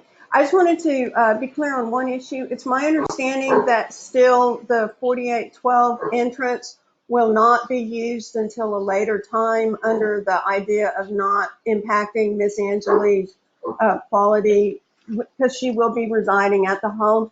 And it seemed a couple of questions ago that it was almost inferred that that was going to be the situation now, and it is not going to be the situation now. And I want everybody to, be clear on that. I do find it encouraging. I mean, I'm not an attorney, but it sounds plausible that the permit could be held up at a later time, and that would be a way to enforce that at a later time. I personally don't see anything wrong with that. And we had been asking for some type of assurance. But just to be clear, this doesn't relieve our concern about how close the entrance is still going to be from Stearns. That it doesn't really help at this point. It's going to be at a later time. And I understand the issue about the power of attorney, and that Mr. Levy is promising to make it, the building, as unobtrusive as possible. Miss Angelique's been a longtime resident. I don't know her as well as a number of people in this neighborhood know her, but every time I've ever had the opportunity to talk to her, she has not wanted any change. And, you know, she's giving up 80 feet of setback and a business next to her home with the construction issues. And that 80 feet, I really fear is going to make a negative impact on her quality of life. And I just hope that that's going to be okay, because she's still going to be residing in that home and she's still a very valued person in our neighborhood. Thank you. Thank you. Do we have any additional residents or individuals from the public who would like to speak? And Roxy, for the information that you just outlined, is there anything that should be phrased differently if there is a council member making a motion to approve this? Am I on? Yes, you're on. What I would do is if you make a motion and you want to add the condition, I would move, the suggested language would be a motion to approve the zoning change with the condition of a shared driveway pursuant to a development agreement with the city. So if there's a council member who's going to make a motion, make note of that. And I'll wait a second to see if we have anybody else who wants to speak. Please raise your hand.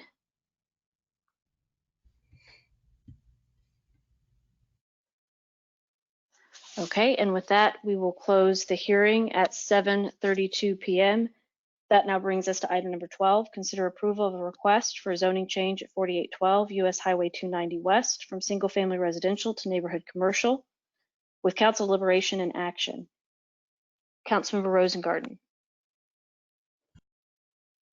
I move to approve a request for a zoning change at 4812 US Highway 290 West from single family to neighborhood commercial with the requirement of a development agreement for the city to ease the traffic conditions with a shared driveway, and the condition runs with the change of zoning.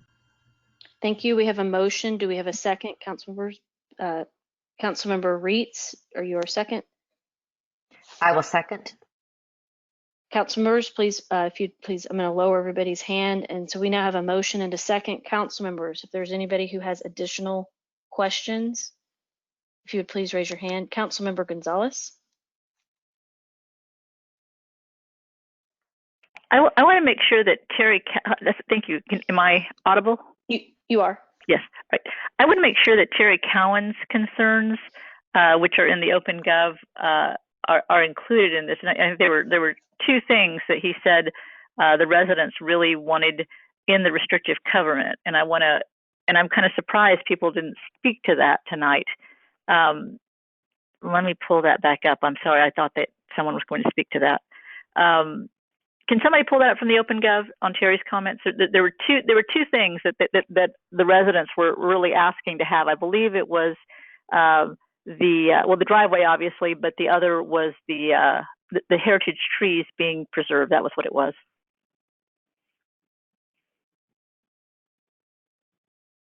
Aaron, can you speak to that? You briefly mentioned the trees. Yes, and I think that's where there was a little confusion in what was being said before. The restrictive covenant on the, deed restriction of conveyance of the property has been drafted and provided to y'all. But obviously it happens at conveyance of land, and that deed restriction is protection of those trees. Aside from the fact that your land development code also protects them, that was what could not be recorded at this time that Horacio was mentioning previously. So, I would say, and I know that and Mr. Lowcock would agree, and he's welcome to say it himself, that if you wanted to place that same stipulation into a development agreement, go ahead and do so. That was the intention of all the efforts we've been making in all the documentation we've been providing up until date anyway. Okay. I appreciate, the maker and the second considering that, just to address that. And I just want to, just to cover all our bases and to make sure that everybody's concerns are addressed. There was also the compatibility issue that someone else brought up, and I just want to have that spoken to, just so that nothing gets left unsaid, and if there's anything we're doing about that. That was another issue. I just want to have it called out and addressed during this hearing. Councilmember Gonzalez, well, and to clarify, we're not in the hearing, we're now in the action item with the. Oh, sorry, in the action item. That needed to be added because those are things. So I'm asking, let me just stop right here for a second, and then I'll ask another question. I think there's two things. I think there's one thing where you're wanting the motion maker and the second to consider adding context to the motion. Would you clarify that first? And then I think you want something answered. Yes, please. So thank you, Mayor, for clarifying that. Yeah. What I would like them to consider doing is, as Mr. Levy said, adding that to the restricted covenant, just to have our bases covered and the concerns of the residents. Those were the things that I heard. Thank you. That's the first part. And so with the motion maker and the second, please raise your hand if you are amenable to amending your motion. And then I'll open up all the mics so that you can converse with Councilmember Gonzalez if you need clarification as to what she's asking for. This one is important. I want to make sure that what we have on the audible record as the actual motion, that before we take a vote, we actually read it back. So if there's anything we're adding to it, I want to make sure it's included so we don't get lost in what is perceived to have been promised or not been promised, because property owner, developer, and residents will all be relying on the exact language of our approval tonight.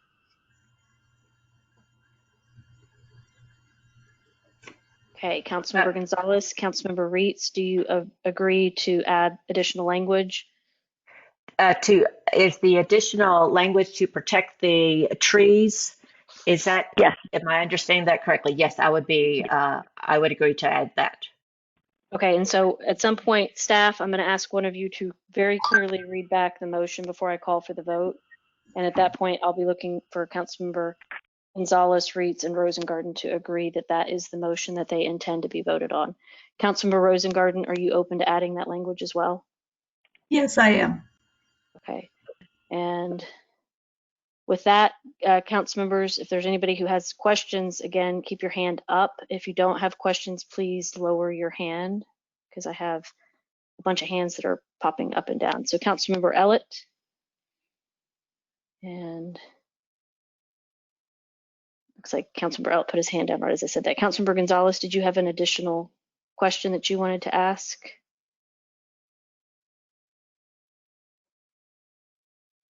And then Roxy, did you want to add anything to what we're doing with the motion?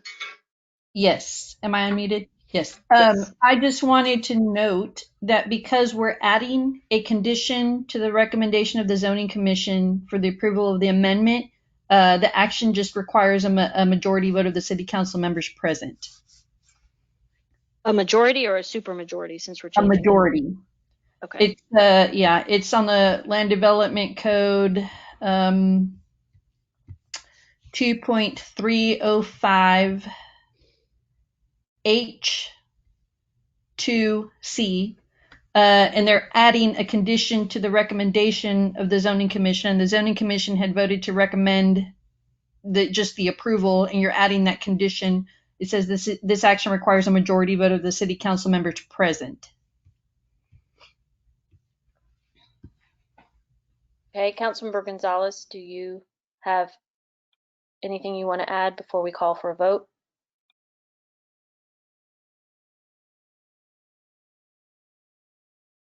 Councilmember Gonzalez, you are self-muted, but I see that your hand is up, so I just wanted to see if there's anything. Can you hear me now, Mayor? Sorry Yes. about that. Can you hear me, Mayor? I just wanted to have that I don't think, and if I missed it, I'm sorry, that the compatibility issue that Jane Weber had was addressed about the setback that we were changing. That's just in the motion. I just want to make sure that we say everything that needs to be said out loud for people. And so the compatibility issue goes away with an approved zoning because it's no longer a residential zoning. Okay, all right. So it's just that as we upgrade, that's a natural change. It's not something that we're doing in excess of what we've already approved by doing this. Correct. Because it's moving to that. I just wanted to have that very clearly set in the record so that everybody's and so we're going to go ahead and read that language about the heritage oaks and everything. When I say trees, that whole long language about heritage oaks and everything is what will be in the motion. Is that correct? If that's what you need, yes. And so Sylvia, you or whoever's going to read the motion back before I call for the vote, if you would please get that prepared. So what language on heritage trees is specific language in the land development code? Well, no, I was just going, you can say it in reference to the land development code or whatever it is that I was just addressing. When I talked with Terry, I wanted to make sure that he had no other concern. And he had the joint use driveway, the deed restriction to protect the large trees. And of course, everybody is concerned about Ms. Angeli. So those are the things that people seem to be, that they wanted this in the language. And I just want to make sure that we're honoring what people in the area are requesting.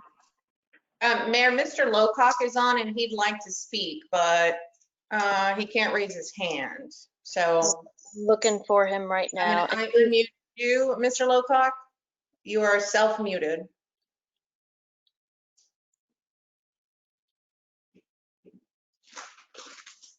There you Yes, go. hello. Hi.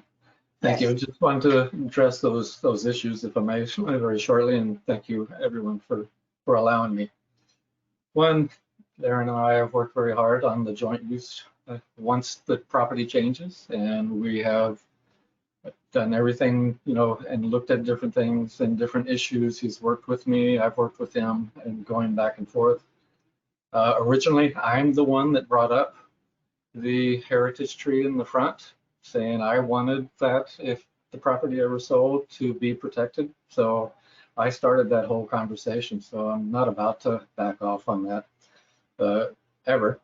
And so I don't see that as an issue, but I'm glad everybody is on my side to protect that tree. It's such a beautiful tree. I've said also from the beginning that Mother would never approve of a driveway coming into her property until something changed. Unfortunately, her passing, and so that will be addressed in the future. As Jean said, it won't be changing now. So, but that is my concerns. My concerns are hers, and we've talked many, many times. In fact, I was there a month ago, maybe 3 weeks ago, and I brought this up many times and reaffirmed with her. In fact, we talked this morning. She knew this meeting was taking place.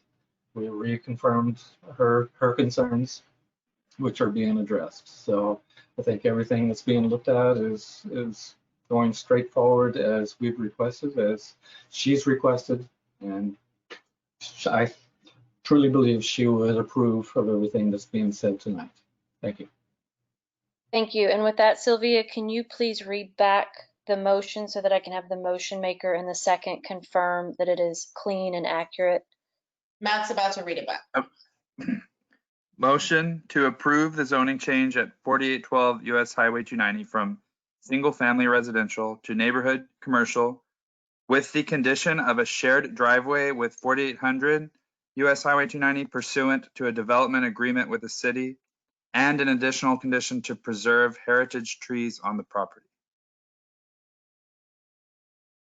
Thank you. And with that, I'm going to ask that the motion maker and the second, if they want to clarify that, if you'd please raise your hand. Councilmember Rosengarten.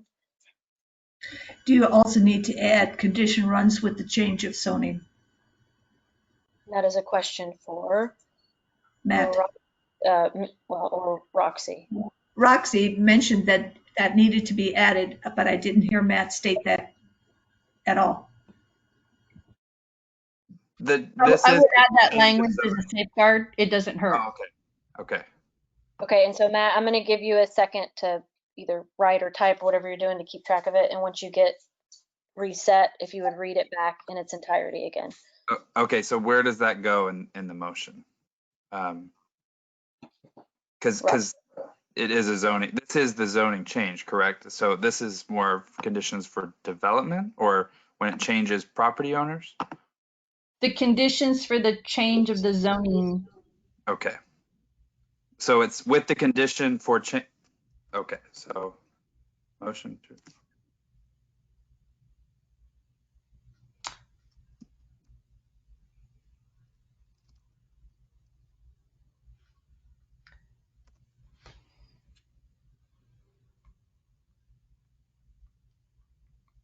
Okay.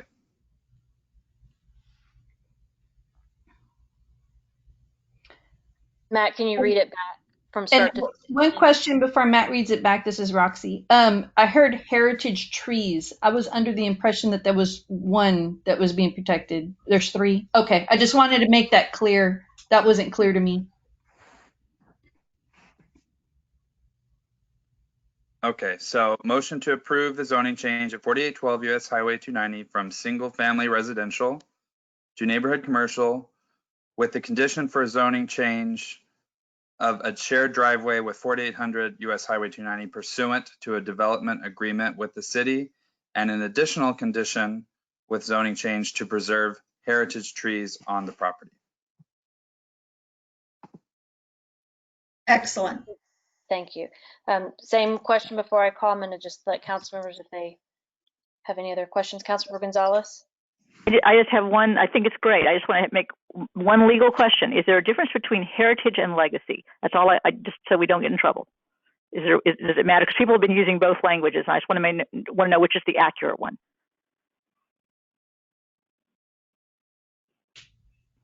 Are the heritage trees addressed in the? I didn't look at the heritage tree language versus legacy yet, so I hadn't looked at that. Is that what's in the land? That's my question. Yeah. Carolyn, can you answer that question? Yes, I can answer that question. So in the land development code, there's 2 different distinctions for trees. There are heritage trees that begin at, I believe, 24 inches and ancestral trees that begin at 30 inches. So depending on the size of these trees, it would qualify as either heritage or ancestral. And in my conversations, it was represented to me there were heritage trees, but I haven't seen the actual specifications of the trees. Well, I just want to make sure we're legally covered on both, and that somebody doesn't say, "Oh, you only said these guys, you didn't say these guys." And so that's just my concern, because I've seen so many things come back, and people say that later. So that's all that's it. As long as we clarify that all the trees we care about have the right names, I'm good. Okay, and so my question is for Roxy and Carolyn. Is the motion worded correctly to satisfy Councilmember Gonzalez's concern? Out of an abundance of caution, you can add heritage tree and ancestral trees. Awesome. Thank you very much. Great. And so, Matt, again, and mainly so that it is very clear in the recorded record, would you read the entire motion back from start to finish? Yes, and I have one additional question for Roxy. Would it be to preserve any heritage or ancestral trees, or is it just to preserve heritage and ancestral trees on the property? I think just preserving heritage and ancestral trees on the property should be sufficient. Okay, I'm going to read the motion. The motion is to approve the zoning change at 4812 US Highway 290 from single family residential to neighborhood commercial with the condition for a zoning change of a shared driveway with 4800 US Highway 290 pursuant to a development agreement with the city and an additional condition for zoning change to preserve heritage and ancestral trees on the property. Thank you. Do my council members any additional questions about the motion as it stands?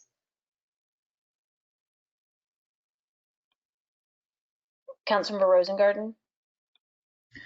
I'm just going to point something out. The question was, what does legacy or heritage mean? And then from there, it switched to ancestral. The word ancestral is not usually used when you're talking about specific characteristics of trees. It's usually legacy, heritage, landmark, special interest, significance, specimen tree, etc. So let's drop ancestral and put back in legacy, which is what was discussed this evening. Thank you. And you are the motion maker here, and so I want to preserve what you intend your motion to be. This is Roxy Stevens. The reason that we were referencing heritage and ancestral trees because those are what are listed in the land development code, and we were following the land development code. Heritage, I agree. I don't see ancestral. Ancestral falls right under it's up on the screen. I don't know if you see it, but it falls right under heritage tree, and it says it's defined as any tree listed on the heritage tree list that has reached a diameter of 30 inches or more for the large tree category, or I lost it. Oh, or 15 inches or more for the small tree category. I saw it. I just remembered that the question from Councilmember Gonzalez was, is heritage or legacy, is there a difference or what's the definition? And then all of a sudden we started talking ancestral and I wanted to question that. Thank you. Yep. That's fine. Okay. Yep, so remove legacy, add ancestral. And the reason we did that, council member, is because we were looking at the land development code and the language used within that. Excellent. Councilmember Rosengarten, would you like us to read the motion back with the change that you just made? No, I'm happy. Okay. Councilors, please submit your vote in the chat, and then Sylvia will read the vote back. All those in favor say aye. Those opposed say nay.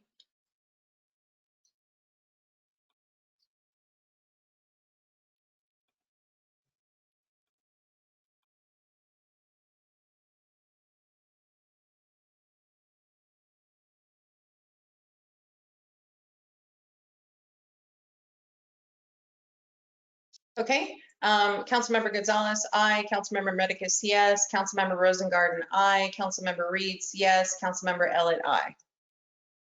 Thank you. That motion passes unanimously. Thank you, Mr. Levy. Council members, we're going to take a 10-minute, actually 7-minute break. We will reconvene at 8 p.m. to continue. We will start with item 13 if council is amenable to moving that up, and then we will come back to the budget item. And then if we have time, we will go to the other remaining items, which are not as important as item 13 and the budget item. So we will reconvene at 8 p.m. Thank you.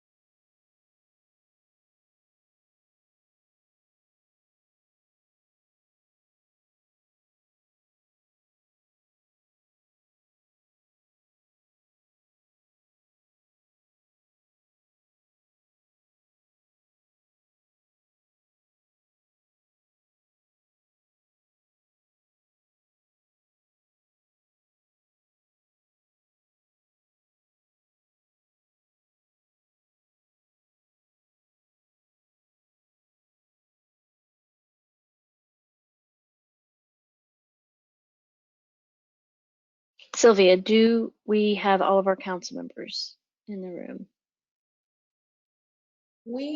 Ellen, Karen. I can't see Wanda, but she may be on a call in. I Oh, see there she is. Wanda Yes. under Yes. Walter. Okay, great. Welcome back, everybody. It's 8 p.m. We are calling back to session our regular city council meeting for Tuesday, August 18th, 2020. And at this time, I would make a friendly request to council members if we could have a motion to move item number 13 up so that we can address that before we move back to our more open-ended discussion of the budget. Councilmember Medicus? Yes, Mayor, I'd like to make a motion that we move item 13 up in the agenda to now. Thank you. And Councilmember Reitz, are you my second? Yes, I am.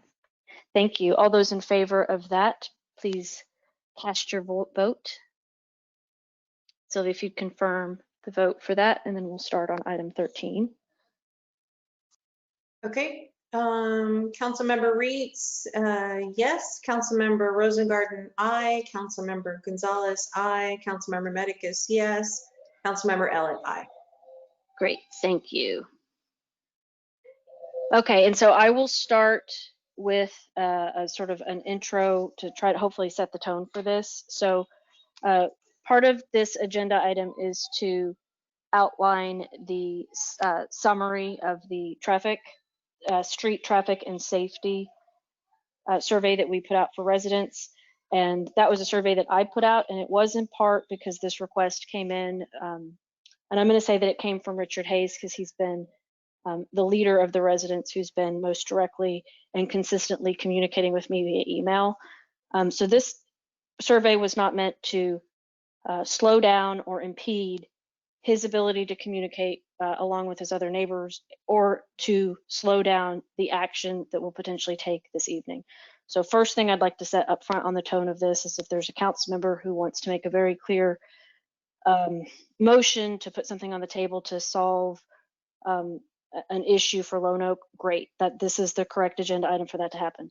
The other purpose, though, that I realized was that if there was something that involved signage or something immediate to, say, street signs, painting, maintenance, anything where it absolutely made sense for us not to just do a one-off application, that we did make sure to include other streets or concerns, or certainly if we had something that was a pure life and safety, or something where we are completely out of legal compliance, that we don't overlook doing that at the same time that we are addressing this. That being said, I wasn't looking for a citywide approach, and I don't anticipate that tonight we will be taking action on every street. What I wanted with the survey, I was able to accomplish, which hopefully we can get to that also in this agenda item, which is to get a very clear conversation between council members and staff to say which of these issues that were brought up by residents warrant something immediate. And that I would couch for myself in the villas, the one-way painting on the street. There's 4 places on the street where the words one way with an arrow are painted. They are faded. I'm not sure that they've ever been repainted since the neighborhood was developed. To me, that is an easy, not controversial, not cost prohibitive. Let's just repaint exactly where the words already are in the same color. Another example that came through the survey was a rag hanging over an electrical wire, and a handful of them where the maintenance involved trees. That's where I'm hoping tonight staff can say, yes, here's the stuff that we intend to maintenance. It doesn't require a budget adjustment or an ordinance adjustment, or even the creation and approval of any sort of signage or something more extensive than that. The other 3 categories, I'm looking for council to agree with the staff recommendation, and if they don't, to amend it tonight for the categories of what do we want staff to go research and come back, such as speed bumps. Are they a good idea, bad idea, cost prohibitive? Do they work? And then how would we in turn survey each of those streets to really get a better, deeper dive with the residents as to, is this really the solution you want before we take a further step into spending money to do something? The third category would be, are there areas that you want to go to committee? And the fourth would be no action, so that we can, those of us who do reach back out to residents or call them or email with them, we can say, hey, we did read your survey, we heard your concern. Underground utilities would be one that comes to mind. It came up a handful of times. I would love it if council members have the ability after tonight to say, we're not going to be taking action on that now or in the next year. Here's why, but we are going to have staff come back and give us a more comprehensive projection of when this would be, when would be the appropriate time for the city to address the cost and the installation of that amenity. So before we get into the conversation, because I do know there are residents who've been waiting since 6, I don't want to close with the action, but I do want to potentially entertain opening with a motion if we have a council member who wants to make one. Councilmember Medicus? Yes, thank you, Mayor. I have two. The first motion is for Lone Oak. And the motion would be to designate the length of the city property at 37 Lone Oak as parking by permit only for both sides of the street, except of the required no parking footage around the fire hydrant. Place signs designating parking limits only on the city-owned property. Repair the fencing in the 2 places where it's missing, allowing entrance only at one location, and moving the doggy bag station to a position where it is not visible from the street at that location. And you said you had 2 motions. Let's do them one at a time. Yes. And actually, because that one was very clear and detailed, and I know this helps sometimes. Sylvia, could you pull up on the screen and type the motion that Karen made so that it's very easy for all of us who are watching to see the exact motion, and to make it a little bit easier as we make edits, if there are any. And Karen, could you read your motion again? Sure. Designate the length of the city property at 37 Lone Oak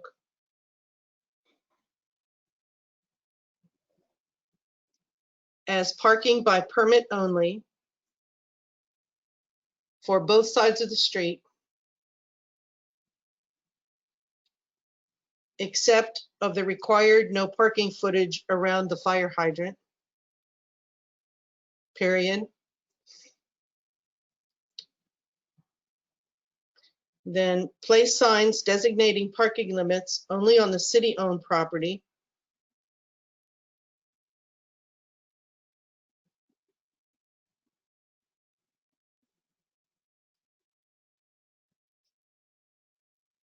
And repair the fencing in the 2 places where it's missing.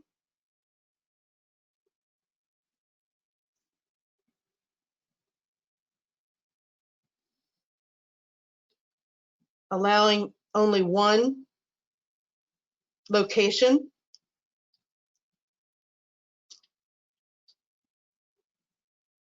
And moving the doggy bag station to a position where it is not visible from the street at that one entrance location. Thank you. And Councilmember Medicus, can you see the screen and confirm that what you read is what you see?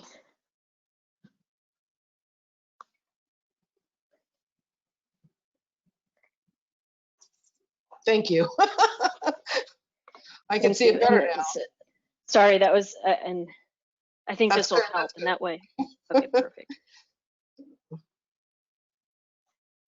And Councilmember Gonzalez, I saw that your hand was up and then I saw it go down. Okay, there it is again. Hold on. Councilmember Gonzalez, are you our second? I am. Okay, I am. great, thank you. And Roxy, do you want to add anything to clarify before we start discussing this motion of how it should be reworded or worded differently, or do you want to jump in advising us? Yes, on that second paragraph, after the comma after missing, it says allowing only one location. Do you mean one entrance location? Correct. Okay. Allowing one entrance. Okay. Entrance location on that. Mm-hmm. And could I ask that you, sort of along the same lines, clarify the language so that it's not just that you're repairing fence, you're repairing fence to repair the fence, one, but to also serve the purpose of closing off 2 of the current access points for trail users, resulting in 1 trail access point. Sure. So it could say, repair the fencing in the 2 places it is missing to close off potential access. Is that what, allowing only 1 location, 1 entrance location?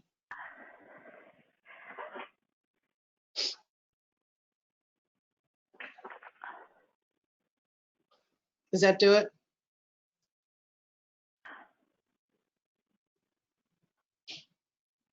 I'm reading it. And Councilmember Gonzalez, you have a hot mic.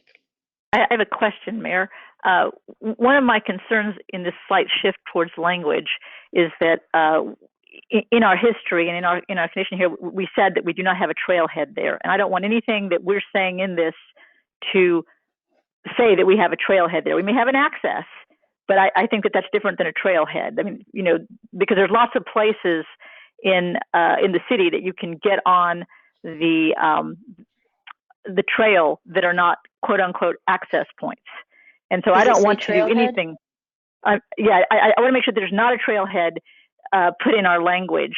And there are plenty of places like behind City Hall that you can access the trails without them being a trailhead, even though there is a trailhead at City Hall. Councilmember, it doesn't say trailhead. So I'm just trying to be very careful in our language. That's all I'm saying, Mayor.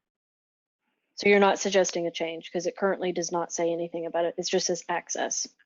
As long as I want it on the record in case anybody comes back here and listens that we are not saying it, that we're putting a trailhead or even a trail access. There is an access, but not an official one. Can you simply view the language and confirm as the second if that's accurate, and if not, work with the motion maker to make it the way you want it? That is my intention, and I'm actually working with the attorney to make sure that we're not doing it. There's no way we're saying that we're making a trailhead there. I'm just asking Roxy that that's clear.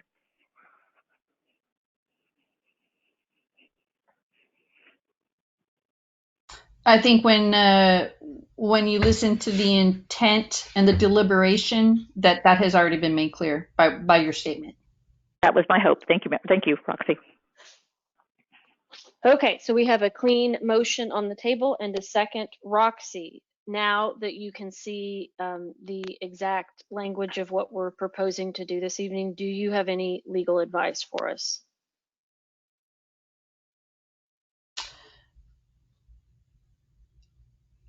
I think the council needs to talk about what they mean by permit only. Okay, so I agree. One of the questions I asked today was if we're going to do permit only, how is that dealt with on Saturdays and Sundays when City Hall is not open, if the idea is permits must be picked up? And then my second question along those lines is, do they expire after a certain time, or are we expecting people to both pick up and drop off a permit to access this property? So that would be for the motion maker and staff to clarify. And then were the ADA concerns that were brought to my attention, have those been resolved? And that's a question for Roxy and Sylvia. So the ADA, part of one of the questions I received from the council and from the neighbors was, why do we have to have this ADA accessible? Can we designate the Reese Park as our handicap accessible park? And there are some cities whose ADA rules apply to entire programs and not per park. This doesn't fit into one of those categories because it is way after the ADA requirement. So we would have to designate 1 parking space there should we decide that this is a trail and a park. I continue to caution the council that this property is still zoned single family residential. We need to remove it off all of the trailhead maps and any mention of a trail here until such time as council really designates it as that. Is it currently listed anywhere on any of our maps, or is it designated, or is it just one of those situations where trail users have discovered it and it's on I'm unofficial gonna let maps. Carolyn talk to that, but I believe it's been discussed in the Trails Master Plan. It's been, that's how some of the improvements got there as well. So Carolyn, can you speak to that? Yes, yes, it has been discussed in the Trails Master Plan. It is on most of the trail maps for the city. It's been recognized as a trail actually the trail predates the landscaping that went in. So the trail was there sometime between 2008 and 2011. Thank you. And so Sylvia and Roxy, with that being said, based on what we have in our current books for the city for trail system, This is action okay? Yes, this is Roxy. My recommendation is to address the ADA issue and allow for that ADA parking. As Sylvia said, normally we could do, if it was something that predated the ADA regulations from 1992 and 2010, we would have less stringent thresholds to meet.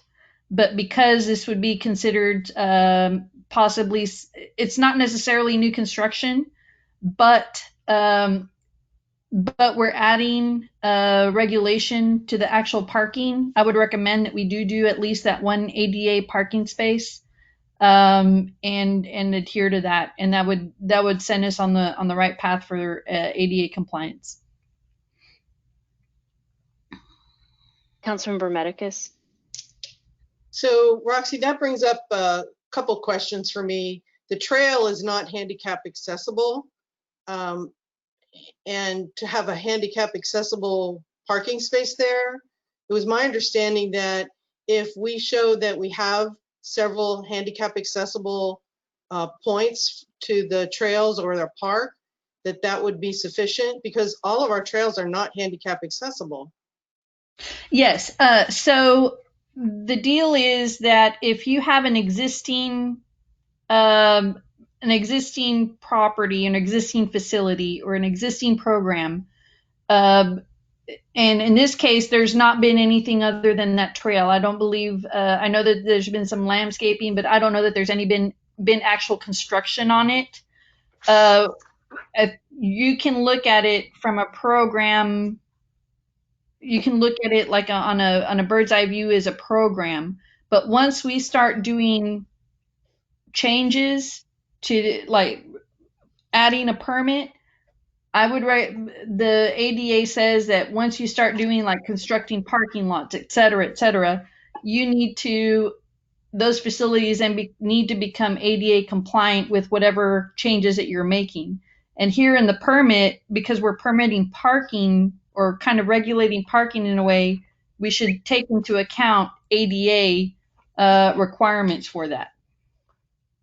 So then, Roxy, I'm confused, because it was my intention that there not be any future development on this property and that it be kept as natural as possible. We actually removed structures from this property when we first got it, and only did landscaping, and it's not my intention to turn this into a park with a parking lot for access to the trail.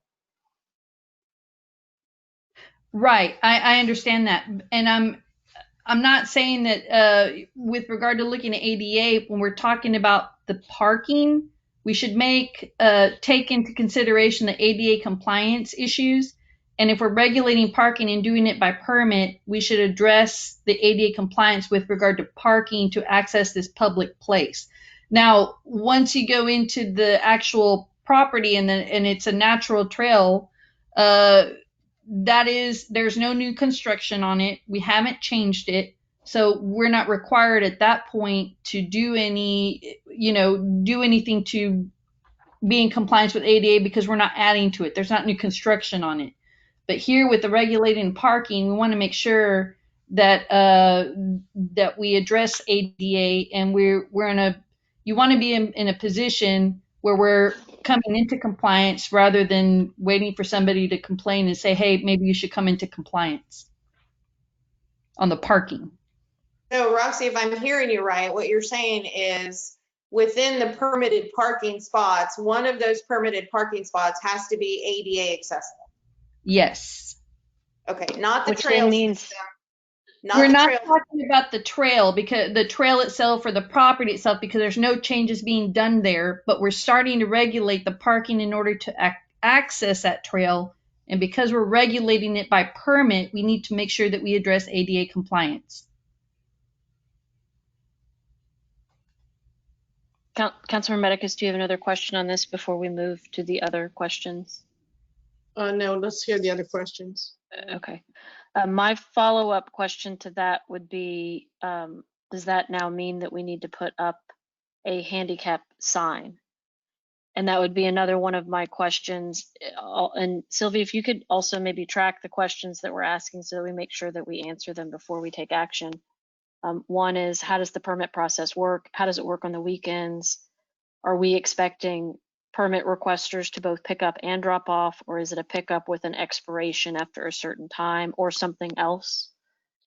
And what signage, and do we have an example of what the sign, and this was a question I had asked last time this came up, is what does the signage look like? And that goes to the point I made at the beginning of this, which is if it's signage that's appropriate to use in other similar areas, then I would like to potentially include that in tonight's action. If there are other streets, there are 2 other streets where residents mentioned having a similar problem, the Villas and Oakdale, where we have an unofficial, it's not a trailhead, but where we know that we have people, residents and non-residents, who are parking on a residential street to get access to these public spaces. Councilmember Ellett, and then it looks like we have almost all the council members who are in line to speak. Councilmember Ellett, you are next. Thank you. I agree in the spirit of what's being proposed here. I think Mr. Hayes came to us and he and his fellow residents asked for the relief. They asked relief from congestion caused by the parking on that area, and also from relief from dog feces being dumped on their property. I guess I have some questions, and I would ask staff and Roxy, what is the easiest and quickest way we could give them that relief? Because I think I do want to do that, and I think we need to do it in a speedy manner. The second questions I ask is, again, in the spirit of what Councilmember Medicus has proposed, I have a couple of questions. If we permit the area in front of the city property, does that cause people just to park further down or further up the road? And essentially, are we just moving the parking issue from one area to another area? That is a question. The second question is, if we move the doggy bag stations further back and people still come down there with the dogs and they don't see a doggy station, does it just encourage them to allow the dog to defecate right there and then because they don't see a station offering, plastic bags? And then the third question I have is, what do we mean when we say a permit? Who can get a permit? What is the process for getting a permit? And I think the mayor just touched on this. How long does a permit last?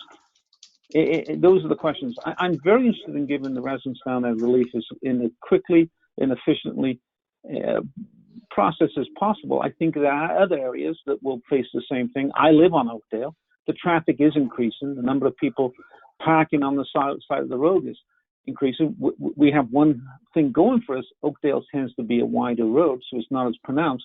But I think we're going to run into the same issue. And, ever since COVID-19 has started, people are using the trails more. People from out of town, out of Sunset Valley are using more, and they find it a very pleasant destination, as it is. So those are the questions. So how do we give Mr. Hayes and his fellow residents relief from their problems in an expedient manner as possible? I guess would be my question.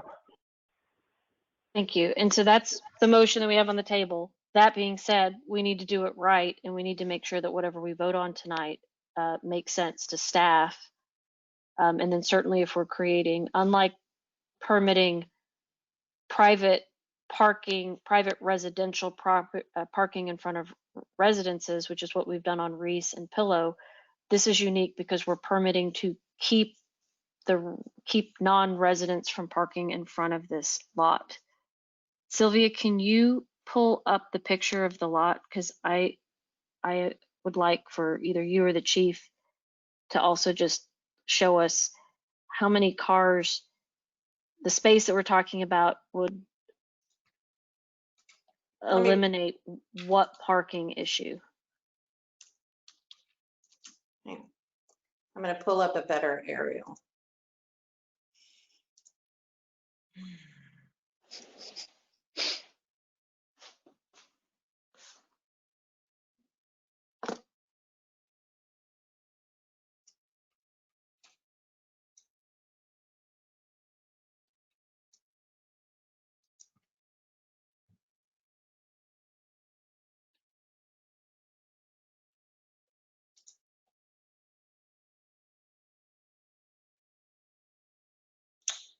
So this is Lone Oak according to Travis County. This was just flown December 17th of 2019. So this is the entire property of Lone Oak. There's a portion of Lone Oak when this occurred that this is still showing street right away. So this area needs to be abandoned. That's the first thing. The second thing is Lone Oak is narrow. I don't know that it would meet NFPA standards to allow a truck to come around here into the turnaround. I mean, it's very narrow. I'm going to try to go to the Google Earth. Sorry. One of the things that the chief and I had talked about, if we did parking by permit only and the one ADA accessible, would be that we would utilize the existing driveway curb cut that's there and somehow modify it so that can be the ADA parking space. And then the other ones, I don't know what happened. The other ones could be by permit only. And so there's a potential, you know, after we paint around the hydrant, and the hydrant's located near here, after we paint around the hydrant a requisite number of feet and the ADA, it's probably going to leave 5 to 7 parking slots that would be available here if we did parking by permit only. We have not worked out the logistics of who's going to do it on Saturdays, you know, how much advance notice, how many people get a permit.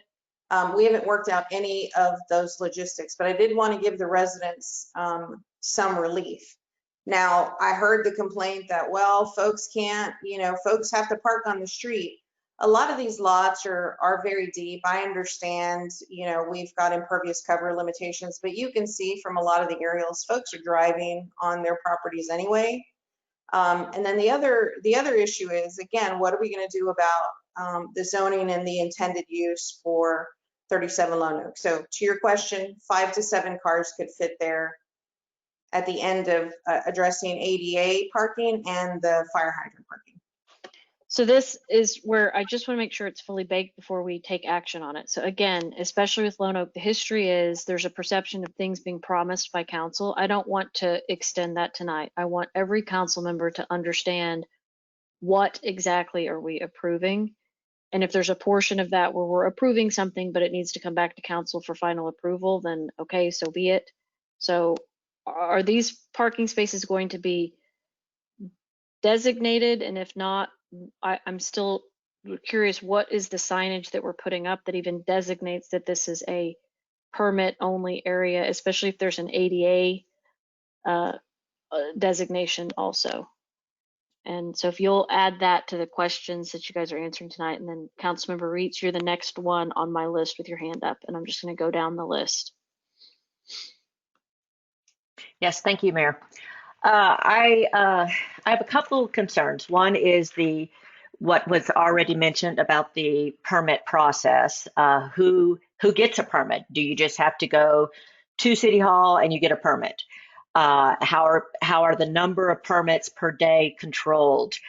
What happens if someone parks there without a permit? Or is our police force prepared to enforce that? Do we need more patrols there? I would really like this permit process outlined a bit. The second thing I want to bring up is I am concerned, like Councilmember Ellett, of the domino effect.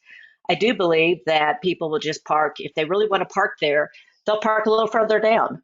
And then we will be doing this again in a couple of months. The third question I have is this a temporary problem? I have not heard issues before I have not heard parking issues before COVID, and particularly when the Barton Creek Greenbelt was closed. I believe that's when the problem really grew. Now that the Barton Creek Greenbelt is open again, is the problem still a severe problem? So I would like some more information on that. How many people are actually now parking there? And will this problem go away? And I believe, so, and I do want to make, and I have one more point to make. I live at 15 Lovegrass Lane, and I am the first house that comes onto Lovegrass. I've got trails right next to my property. And I do have the same problem where I have people that park in front of my property. People walk through my property. And I have the same ruts on my property. And I've had that for the last 5 years. So, but it never occurred to me that I could bring this to the city. So this is kind of interesting to me. That being said, I am happy that people use the trails, and I am thrilled that I like our trails being used. It does look at, people can look for issues. If there are homeless camps, people can report on that. So I do like our trails being used. And I think those are my questions. Thank you. Thank you. And Sylvia, will you add on the questions, Wanda's question of, is this a temporary problem? And Chief and or Sylvia, can you tell me again how many spaces are along this property? I was muted. By the time we paint out around the hydrant and the driveway approach that we make ADA accessible, there'll probably be 5 to 7 parking spaces. And so this is a question for you and Chief. I just sort of to back it up a little bit. Are we saying that currently there are consistently 5 to 7 non-residents parking in this area?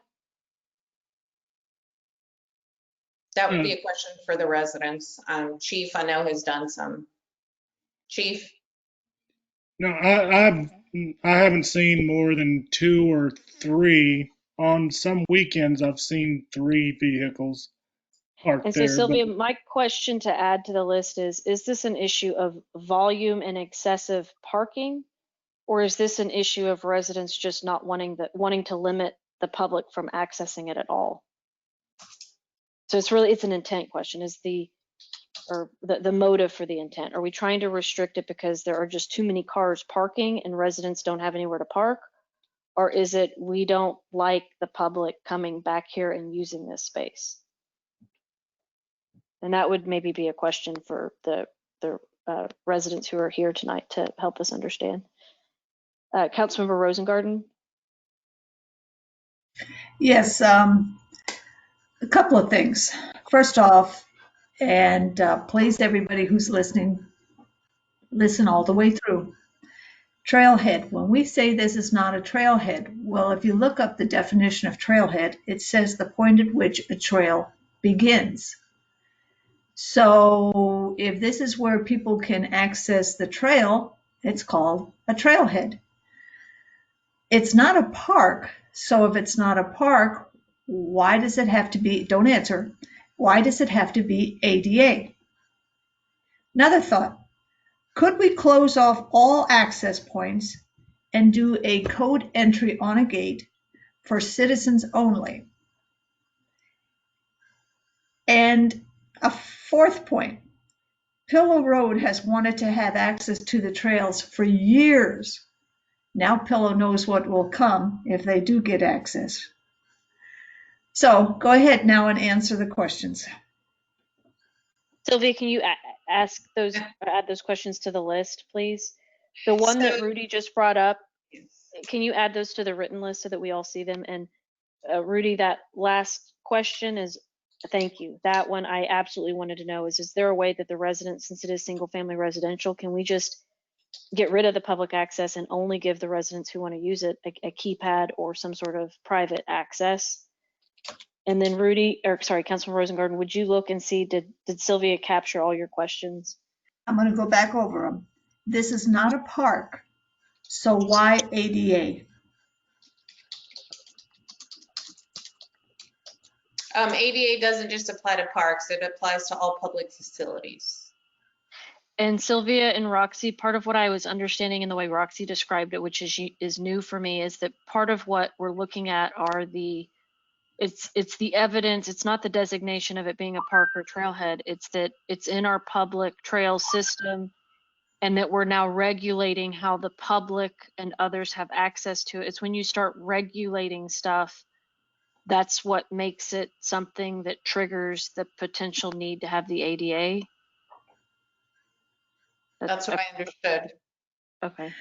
I also looked up other parks within the state, and it'll list them on a government website, and it'll say ADA accessible. Doesn't mean that the whole trail is ADA compliant. So the street is flat. Couldn't that be qualified as ADA accessible? Just that the fact that it's flat, or do you have to have ADA parking also?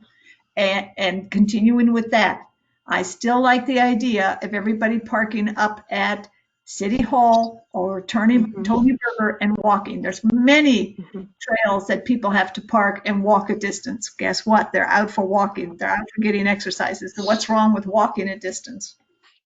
Or even better, Councilmember Rosengarten, behind PetSmart, there's 5 or 6. I always think that in the villas is that's really where people should be parking. In terms, when I see people park in the villas, I wonder why not just park over there, and then you're in the shopping center where you can do lots of trail walking at the shopping center. You've got them right there. Well, in those there's actual shaded parking spots behind PetSmart. I think there's 5 or 6 of them that are kind of off from the parking lot. And those, if you get out of your car, you're already on the granite trail. You cross, you cross the road, and you're on the trail system. And I think part of it is we just don't designate, similar to this issue here on Lone Oak and on Oakdale.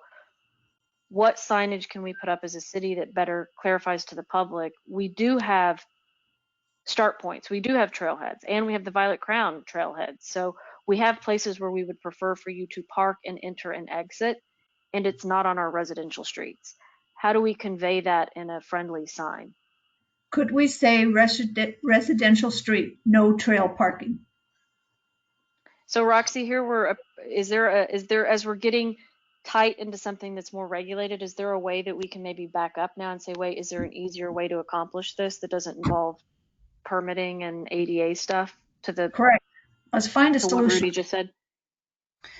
Yeah, and when I had first started looking at these things, like the specific questions that are being asked, I'm gonna have to do some research on them because they're very fact specific. But when I was generally looking at this, one of the things that was thrown around was, okay, if we designate and there's a sign that says parking to access this trail is at City Hall, we're still in a way regulating parking, and we would probably most likely have to designate an ADA parking space at the end, closer to the entrance than it would be. I don't know how easy it would be to, or accessible it would be for somebody with a disability to get from a parking spot at City Hall to the property. So Roxy, I hear you. I'm not arguing with you, but just as we're but I am challenging you. Okay. Does it really have to be that complicated? Can we not, as Rudy just suggested, is there not a way to say residential streets are for residential parking, trail access, especially, it's actually more ADA compliant if you're parking at Tony Berger Stadium or the shopping center or City Hall. Those 3 places are actually much better for pulling out a stroller, a kid, a dog. Like those places are all actually more conducive to safely exiting your car. Right, but I don't have the information as to how easy it is to get from, say, City Hall to the Lone Oak property. Do you know what I mean? I need more information on that. I haven't put my eyes to it, and I don't know what that would entail. And I need to look at that in order to see where if ADA comes into play, because my recommendation is that anytime we're going to regulate parking to access a public property that should be accessible to the citizens, that and we're regulating it, that we should take into consideration and comply with ADA. Well, that's why I like my no only residential, like just keep it simpler, because then you also, the residents, I could still drive over there from my house and say, well, I'm a resident of Sunset Valley, so I can park over here. But again, I'm trying to figure out if there's a simpler way to do something that's less restrictive. I'm going to go to the next council member, and then when I clear all the council members, I'll move to the members of the public who have questions. So council members, if you don't still have a question, please lower your hand. And if you do have a question, please keep your hand up. Councilmember Gonzalez. Thank you, Mayor. I'd like Carolyn to speak to this, because I think she's the only person possibly besides me who was there for this conversation. But when we were talking about this another time, way back when, we talked about which parts of the trail were designated ADA. And I'm concerned here, Roxy, about a bridge to nowhere, right? Because this is not an ADA accessible part of the trail. If you get out of the car, you put this alleged ADA parking spot in, you have no place to go in a wheelchair. As far as I recall from this space, I can be corrected on that, but I'm pretty sure. And Carolyn, if you could help me remember, but we talked about making how much of the trails we had to make ADA compliant. And my memory was that we had just a couple of areas. One was behind City Hall, which may have now been eradicated in the redoing of that, which made that come to mind too. But the City Hall and over by the shopping centers, something like that. Those were the two parts. And Terry, who bops around in his wheelchair, always uses those parts of the trails. We talked about pervious cover because of that. Do you remember all these conversations, Carolyn? Yes, I remember some of those conversations regarding ADA access. A lot of that came out when we were discussing, I think, the Trails Master Plan.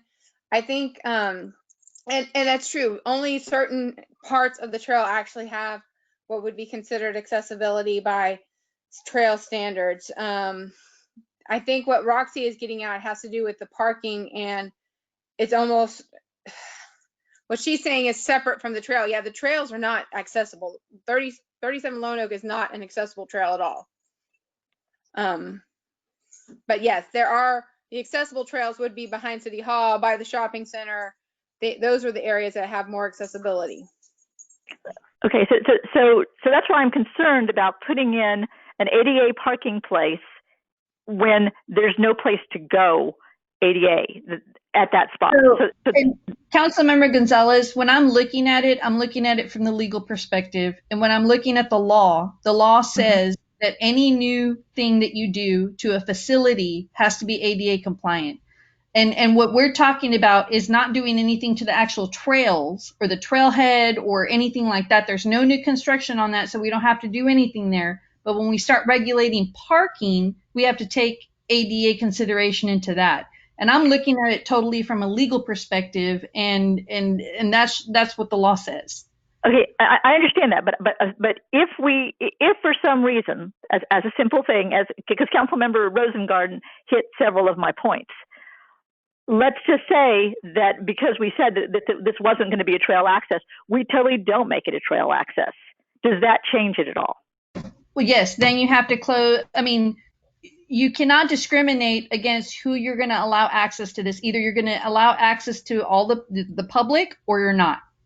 And Okay. that's where it comes down to. If you want to close access to the piece of property, then then that's another legal analysis, because you have to look at what was the purpose of the purchase of the property. What is the purpose? I need to look at all that stuff and determine where do we go and can we close it. But yeah, if either you allow everybody or you don't. Yes, you can't. I get it, and I'm very pro ADA. My best friend was in a wheelchair for many years, and I'm not trying to do that. I just want to be clear, because there's so many places that this is going to impact us. If we're going to have to just start anytime that we regulate parking, and our trail system is the entire city, then anytime we regulate parking, then anywhere we do it, we're putting in ADA parking places on Jones, on everything else, and I'm just checking for precedent before we. Yeah, and that's Okay. what the law says. Any kind of new construction or new changes to facilities that are occurring and that are considered new, you would have to take into consideration ADA compliance. All right, thank you very much. So I'd be interested to find out what legal analysis anybody did when you guys were talking about the trails, because ADA is not new, and there are several counties and cities who have faced massive fines for them. The issue is what's called this Great Bowl Stadium, because somebody alleged, very similar to what you guys are saying, hey, this was already here, we shouldn't have to do it. And the court said, you're right, you don't have to do it on the existing, but as soon as you touch the other, you have to do the other. That doesn't mean you have to bring the entire trail system up. That means you have to touch what you just touched and make that as ADA accessible as possible, reasonable, not, go through, tremendous hoops, but it is, when the other parks were done or whatever trails were added, I'd be interested to see who weighed in on that, if anybody. So Roxy, if we looked at this a different way, instead of saying and I hear some of there's a resident that just texted me, he's like, I'm so confused. Why are we talking about a facility or a park so the way that I just described it, if I was as an attorney trying to explain this, think of it as a thing. So it wasn't a thing until you wanted to regulate it. Well, what are you regulating? Clearly you're regulating something. That's the thing. That's what you're trying to say, Roxy, is once you start regulating a thing, that's when, and the thing is for the public. The ADA does not specifically define, and it's like a program, a service, I forget what the other words are, but it doesn't define it. But ultimately, access, when you're giving the public access to a piece of city-owned property that has a trail, that becomes a recreational service that's available to the citizens. So let me give you a completely different hypothetical. What if the residents in listening to this said, oh my gosh, this is such clearly this is a cluster, like Councilmember Gonzalez just said, a bridge to nowhere. What if instead what we had brought to you to vet for us was, for public safety reasons, we need to have no parking on one side of the street, nose to tail? Would that still trigger all of this? Or if it was something where we were saying the entire street, because of its residential and public safety needs to be regulated? And I'm not even suggesting that we do that. I'm just saying, if we took that approach, would it still trigger all of this stuff? In other words, instead of regulating the thing, if we were regulating the road in terms of under the context of public safety, would we still encounter this? That would be a different analysis, because the perspective and that we have been analyzing it from is regulating parking to access that Lone Oak property. If you're talking about the entire street and looking at it from a public safety issue and not permitting, not having to issue permits, or you don't have to have a permit to be able to go park and get into that park, that's a completely different analysis. And we're not really touching or addressing parking to get into this public property. So that, Sylvia, I'm not even proposing that the motion maker or the second change that, and I don't want to, this is where it's out of, I don't know, because I don't live on that street. So that may be an awful idea, but that would be my question is, would it be simpler for both residents, city hall, cost? It doesn't involve staff. It really just involves a change in how the police officers are monitoring the street. Would it even be an option for the residents to have no parking on one side of the street for the entire length? And I just don't know. I don't know if that's something that the residents would be opposed to. That's an idea that takes a different analysis, because now you're just, like I said, you're just regulating the parking on the street itself, and you're not regulating what you have to do in order to park there to gain access to the public property. And you're not regulating just those 6 spots in front of that one thing. You're doing the entire length. It's a more arbitrary approach. Next, Councilmember Ellett, do you have additional questions? I do, and it comes back to what you just said and what Councilmember Rosengarten said earlier. I'd like us to consider more what you just said, because it seems a very simplistic approach. I'm not sure all of the ramifications of that, but it does seem to get us around some of the issues that are being raised here and would offer an effective and relatively quick solution. So I would like us to consider that in greater detail. The second one is going back to Councilmember Rosengarten's comment, which, because if we say the trails are public, does that mean to say that every access point to a trail has to be public, or could certain access points be limited to residents only?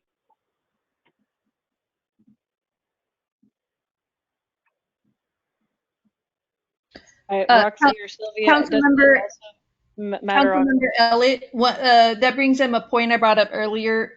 For instance, like if you wanted to either close access to that piece of property or do something with it, we would have to go back and look under what circumstances and what the conditions were that the city, number one, purchased that property, with what funds, what the purpose of the property was supposed to be, and then revisit that issue before the council.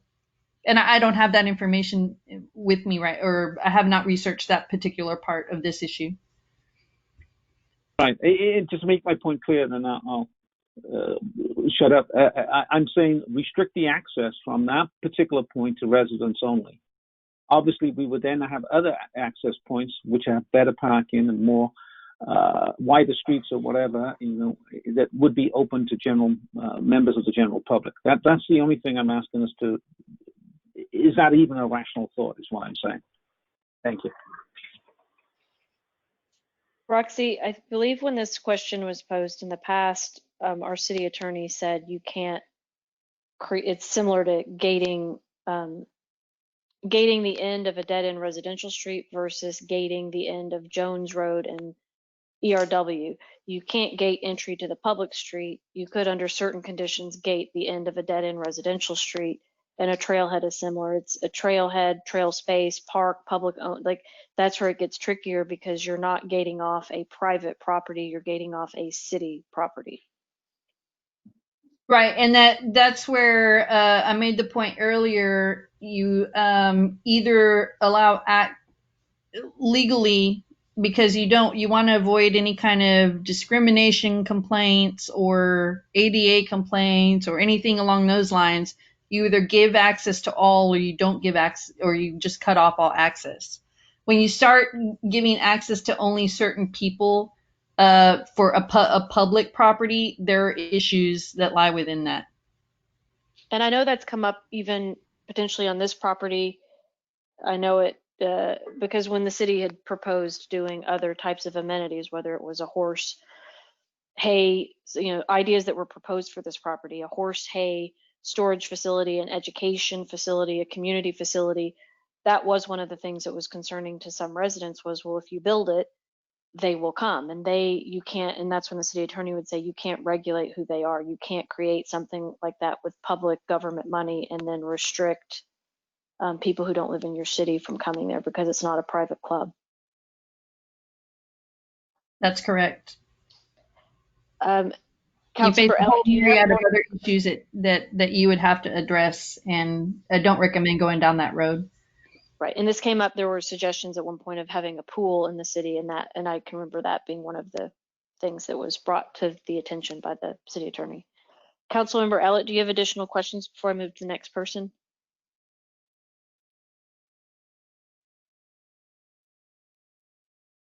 Okay, Councilmember Reitz. Yes, thank you, Mayor.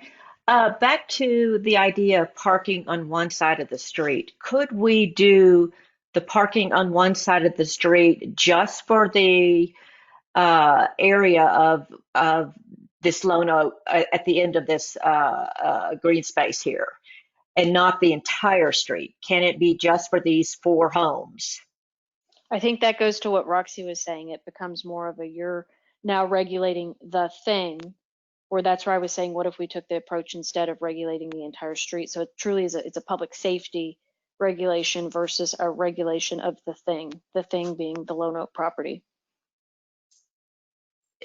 Roxy, is that correct? Repeat that again. I got mixed up on the, say it again, Mayor. She's asking, what if you regulate no parking on one side of the street, but just in the parameters of the public property? Well, I mean, I'd have to look at that issue. I need to look at and see where the parking issues are within that street, how long that street is, where we may be able to do that. I just need to make sure that we don't implicate any kind of ADA requirements or otherwise. I'd have to look at that a little bit closer. Okay, because And at that point, Roxy, that's where part of how we got here to begin with was, if you do that, you're then saying to other residents, if you say no parking both sides, well, then that means residents can't park there. And if you say no parking on one side, and this is where, again, the resident, I feel like that was not enough, that the resident said that doesn't even solve our problem. Councilmember Reitz. I guess this would solve the permitting problem, though, and it would solve the parking on right in front of someone's property, and that is a concern. And I totally understand that one with people, and I saw some of the ruts and the trash and such on your property, so I believe that would resolve that. So it's kind of a happy medium. I would like one more question added to this, and that's the domino effect and what will happen to the parking down the street if we do both sides. So the parking on one side does seem like it could be a possible solution. And Councilmember Reitz, in saying one side, you're suggesting that it be no parking on the side that has residential existing. That's correct. Actual residents living on the residential lots. That's correct. So it would force any public using Lone Oak that you have to park on the that you actually have to park in front of the Lone Oak property. That's correct. Okay.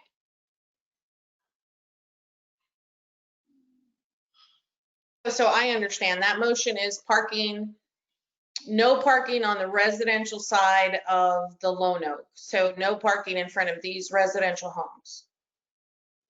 Not a motion, a question. Well, it's not a motion, right? I'm just asking that. Yeah, so no parking is from here to the end of the street, essentially. These three homes. Where is the here? Is there a cursor we're supposed to be able to see? Yes, right here. Can you see it? Oh, I see it. Yep. So there are 4 homes. There's one hidden under the trees at the end. Oh, 4. Mm-hmm. Okay. And were you able to add that question? Yes. Sylvia? Okay. Chief, is there something that you wanted to add? I see that your hand is up. Yes, just from driving down that road every day, I think the solution to this is if there's vehicles parked on either side of that road from, I would say 31 on the 31 Lone Oak on the east side of the road and 36 on the west side. If there's a cars parked on either side, a fire truck can't turn around in that hammerhead. So I think the solution would be no parking on either side, not permitted parking, no parking due to this, that a vehicle can't turn around there. That needs to remain clear at all times from that point of the street on down. And I think that would probably solve this problem. Because if they park, there are parts of that road, if they park in front of the trail access there, it would be difficult for a fire truck to turn around at that hammerhead. So no parking on either side because of the street just isn't wide enough. How do the residents feel about that?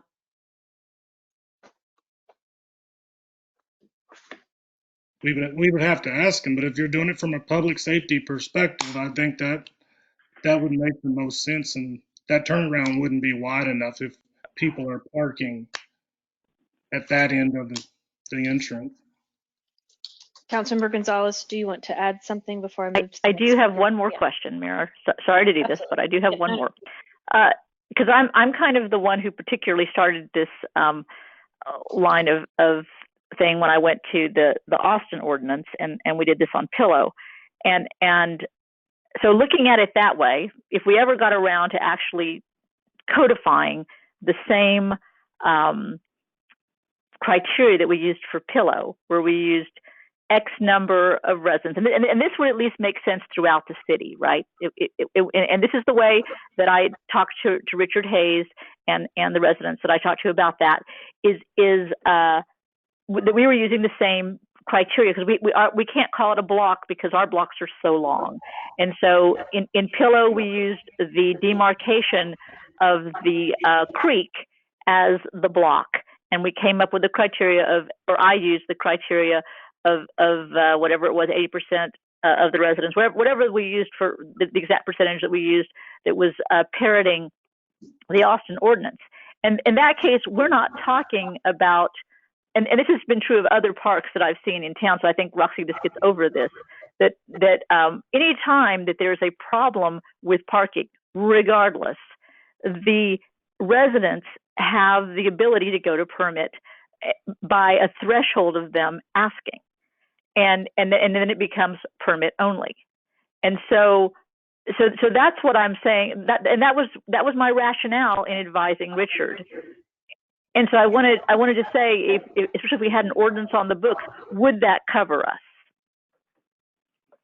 So if I'm understanding correctly, which almost sounds like a perfect solution in combination with chiefs, but I don't know how the residents feel, is delineating, because our streets are so narrow and it is a public safety issue, that this area needs to be clear to meet NFPA standards for the truck and the turnaround. And the rest of it is residential parking only, or the whole street is residential parking only because of that same safety issue? No, I'm not going for a safety issue. I'm not piggybacking on Chief's in my question. I'm not piggybacking on Chief's concern, because I don't think that's going to meet the residents' concerns from talking to them. That they don't want to impact their neighbors. They don't want to have no parking for residents. So this is back to things I dealt with in Austin all the time. And so what happened in Austin is, anytime there was temporary construction, there were students, there were whatever, people would be able to go to a threshold. And once it didn't matter what the provoking thing was, once X number of residents said, we're unhappy and we want to go to permit parking, it automatically triggers a request. That's the way their ordinance is written. And so it quits being about the venue, and the venue has nothing to do with it. We just think it's a nuisance. X number of residents here think it's a nuisance, and we want to go to residential only parking. And it's not triggered by some purpose. It's triggered by X number of residents feeling like it's a hassle. And it didn't matter if you were in the minority, you were going to have to go along with that. Is that Roxy? You know what I'm talking about, right? Yeah, I know what you're talking about, but in this particular instance, we have an additional factor that there's a piece of property that's owned by the city, paid for by taxpayer dollars, that is accessible to the public, and we're in a way we would be restricting that without providing any kind of access to that. That kind of then goes to, okay, well, now only really the residents have access to that because they're closest. Where is anybody going to park? And that's the additional factor in this particular issue. I need to go back to the ordinances that you're talking about in the city of Austin and other cities and see if they address something like that. But that's the thing that I would look at.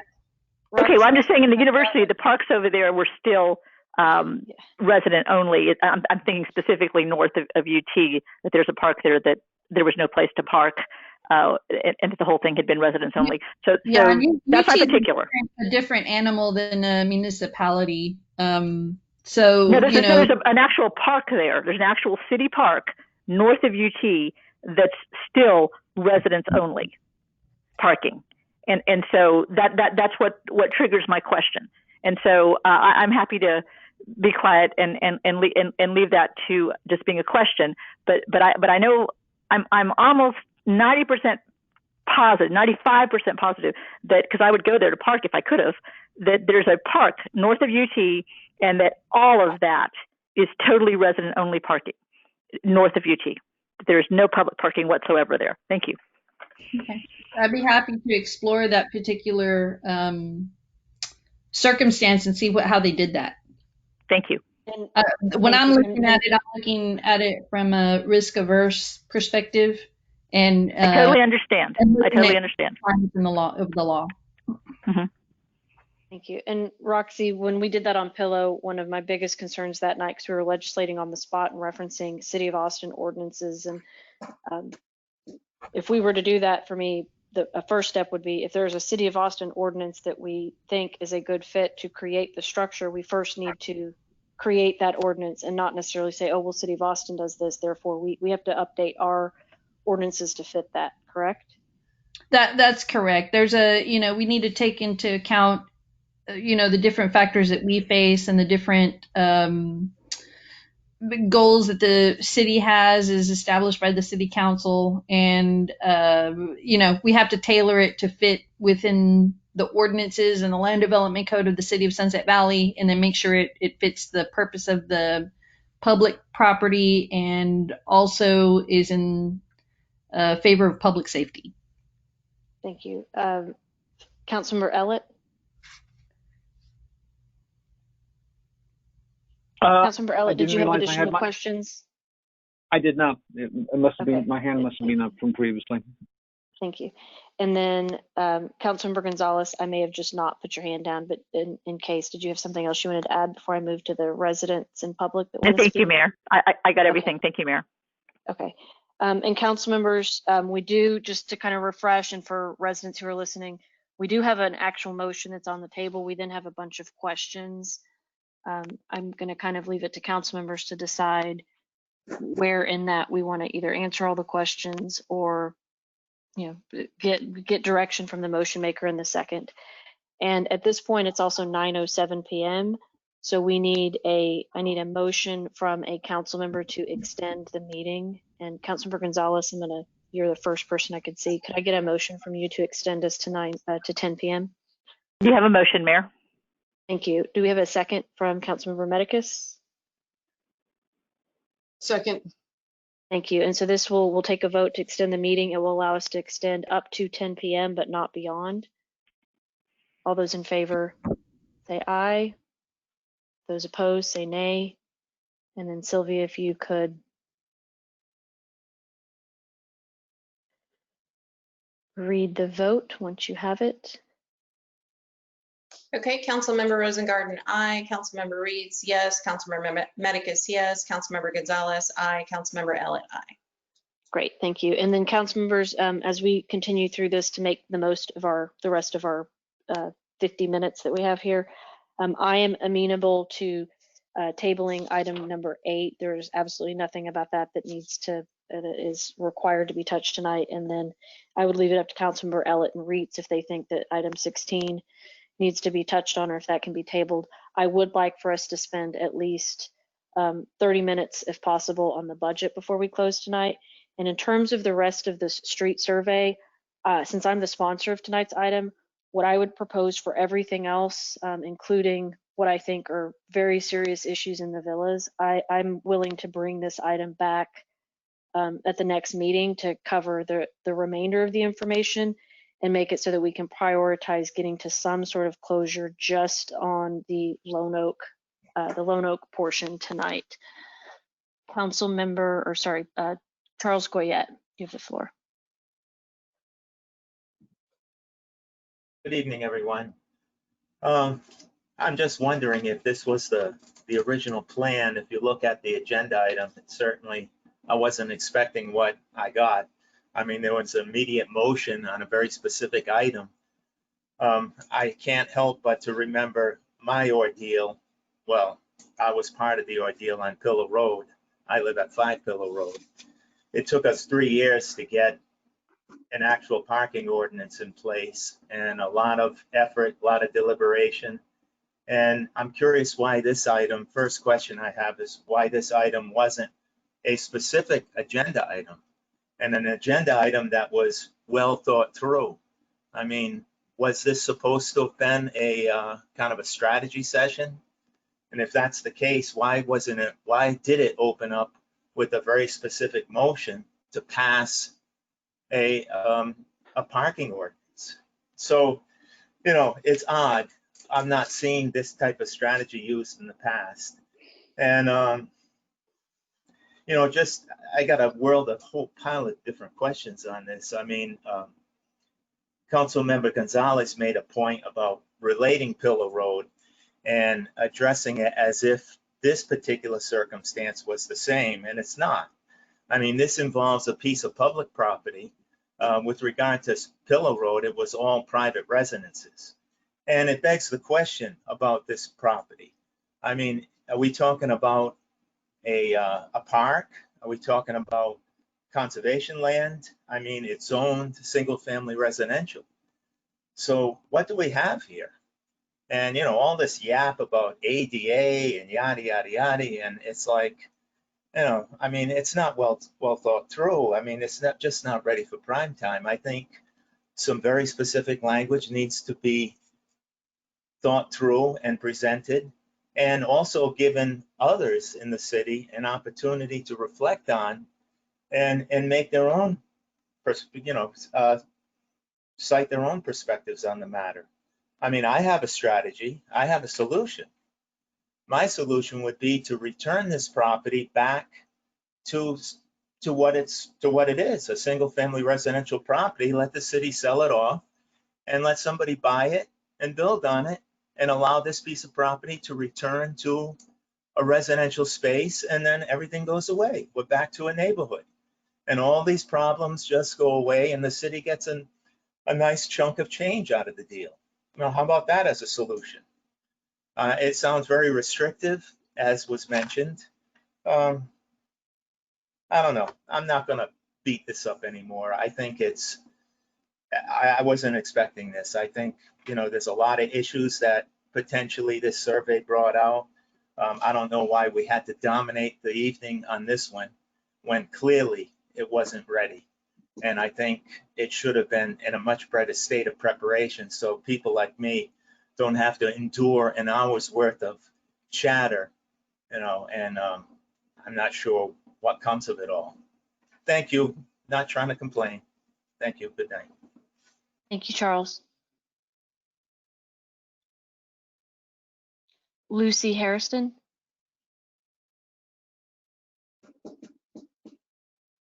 Yes, I'm Hi, here. Lucy. We can hear you. We can hear you. You have the floor. Right.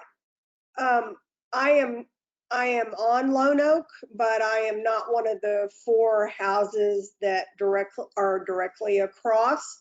I am a person who does walk regularly in that area.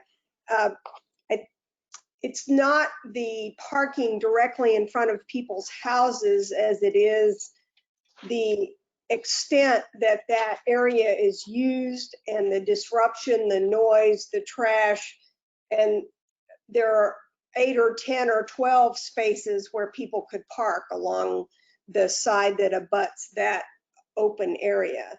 So that's what we're trying to address. And it would seem that maybe the chief's idea of restricting parking on both sides because of the difficulty with emergency vehicles makes more sense.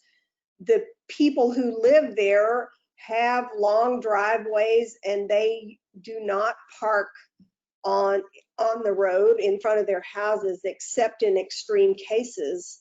And I think they would be more amenable to using their driveways, being sure they're not parking on the street, if it could mean that we could limit the number of people who are there who are not respecting that area. So again, I think Richard would be the person to speak, and he's here. And the area was designated originally as a conservation area for the creek. It's not supposed to be a park. for trail walkers. Thank you.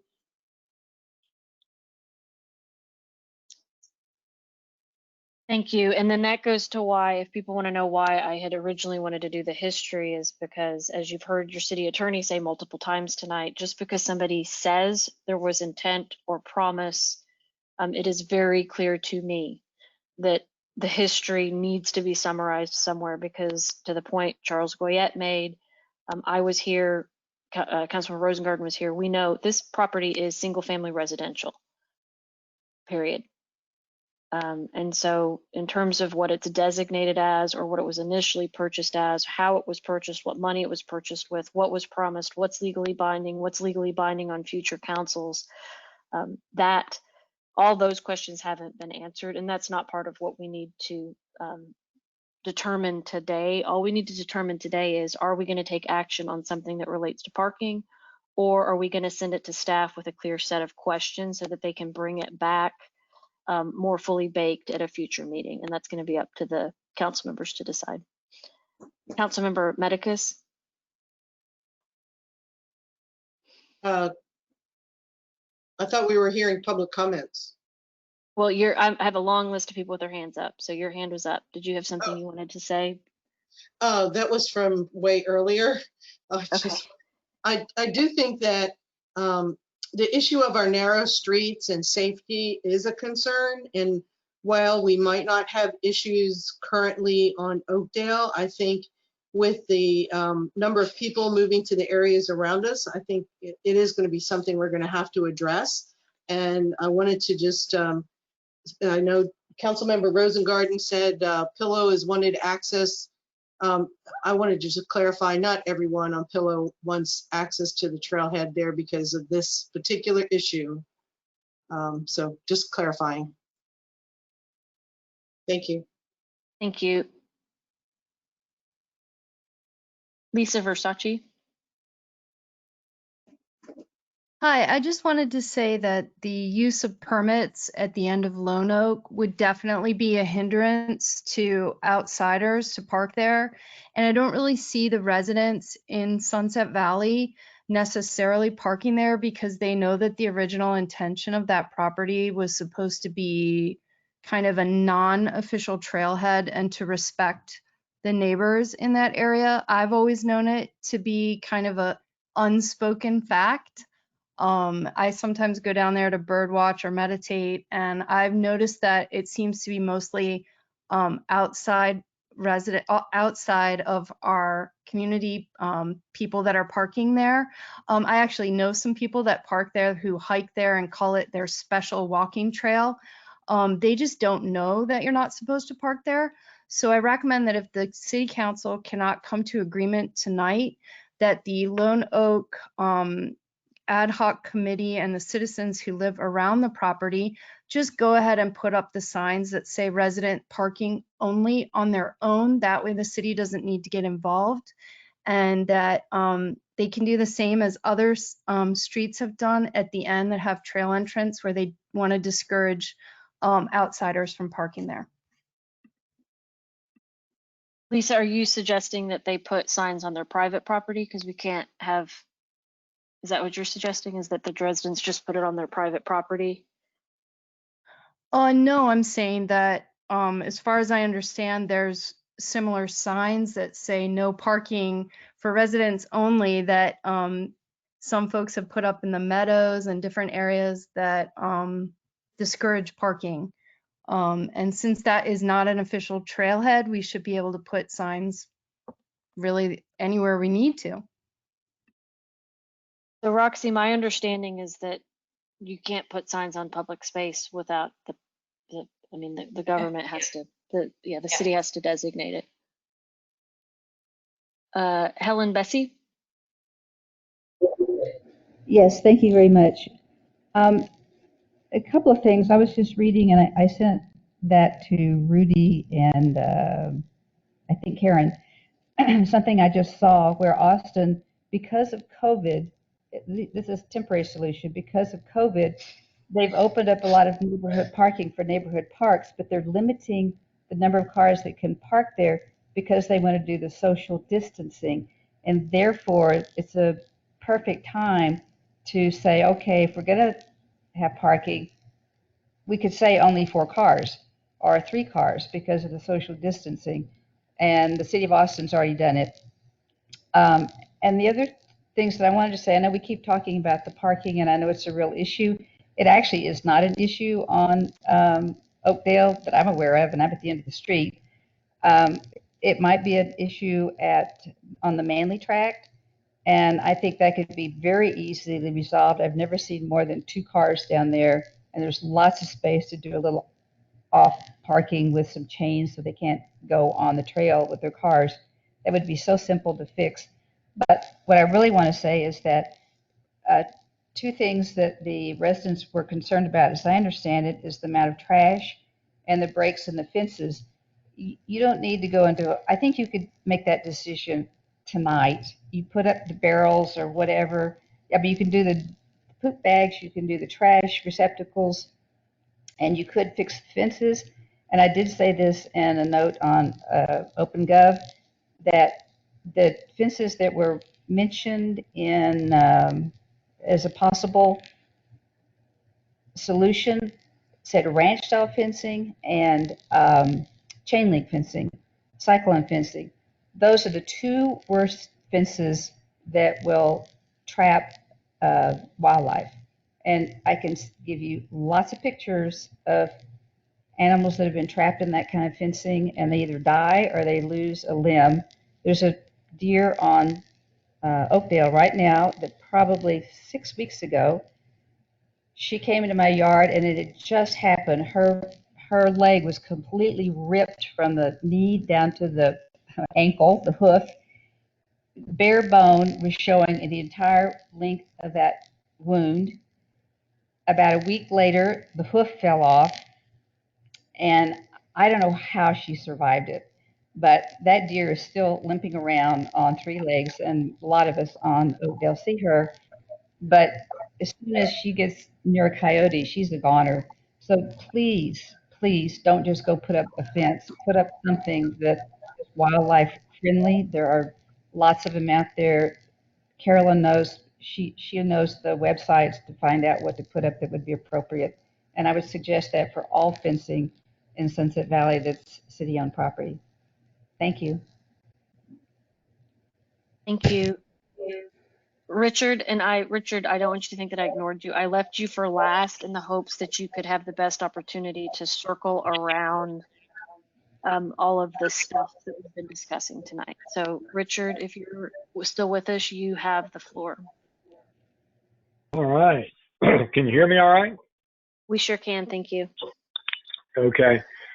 Wow, I didn't expect this much conversation over this, and I think there were a lot of good points brought up along the way.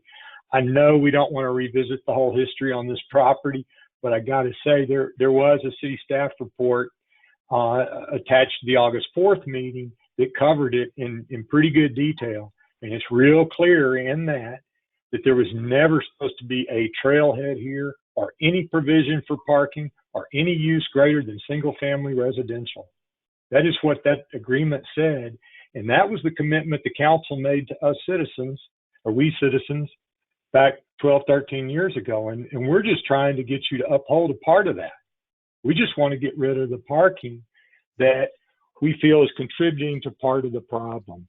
Look, people are going to use this trail. That's going to happen. We have bikers and hikers coming through there every day, and dog walkers, residents, non-residents. There are people who park down at City Hall and walk down the street to walk there, who decide not to park down here for whatever reason.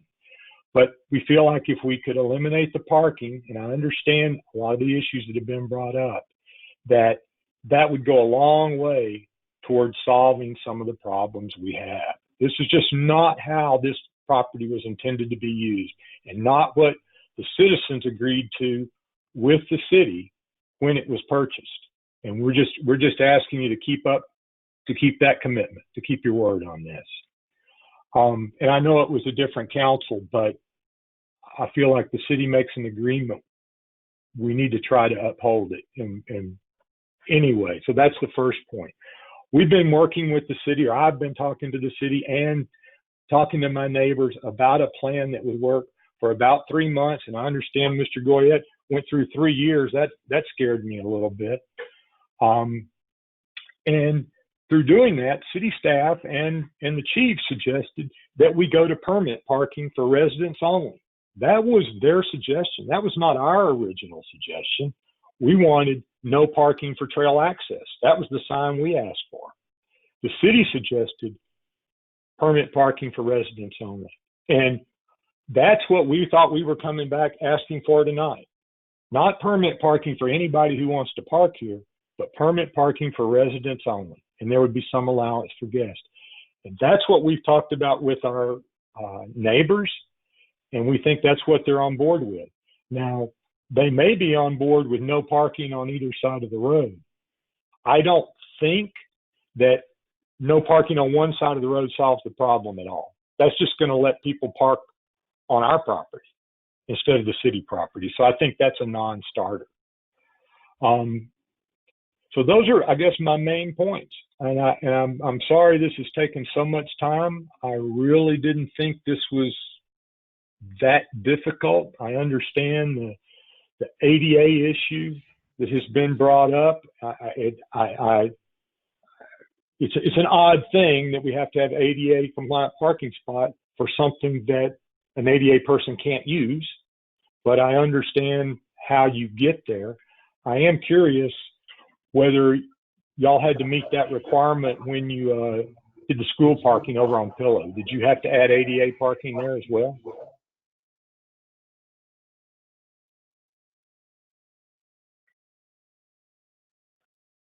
That's a question for anybody. What's your question? When the Pillow got the no parking signs for residents only parking for school access, did you have to put ADA parking in there as well? No, because we weren't regulating based on the school. We weren't regulating the school's parking or parking for the school. It was private residents saying we want to restrict all parking except for our private permitting. So it was residents regulating the residential parking. So it wasn't residents trying to regulate a public space. That's what Roxy's been trying to reiterate tonight, is that it is not similar to what Pillow or Reese did, because those were private residences wanting to regulate only private residential lots. So if that was a single family across from us, we could do this. Yes, and that was because it's single family owned by the city, we can't do it. Correct. And that's where Charles, not that you would agree with this, but that was I hear where Charles Goyette is coming from when he says, if you all did allow this to be single family, it's a different animal. Then you guys could all just simply say, similar to what Pillow did, say the 10 of us in this area want to have no parking except for permits only in possession of the individual residents, which means you're saying private residents only want the residents of these designated houses that are all contiguous to one another to have the permits, which really is a way of saying no public parking. The difference here is we're trying to say limited parking or no parking, but in front of a public space. And so the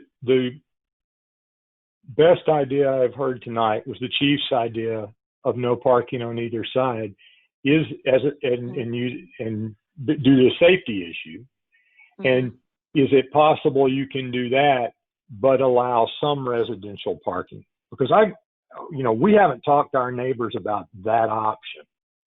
We've talked to them about what we thought we were talking to city staff and the chief about, which was parking for residential only. The chief can confirm if what I'm about to say is right or wrong. You can't say no parking for fire access, except sometimes some people can park.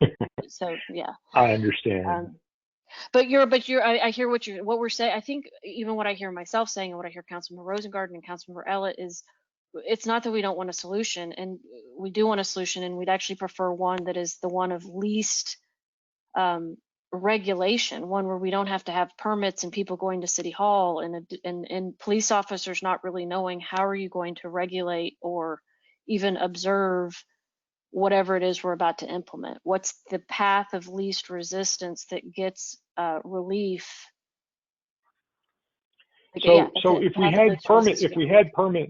had permit parking, why does it have to have people going to City Hall to get a permit who are not handicapped? Now, if they're handicapped and they need to use the ADA space, that's one thing.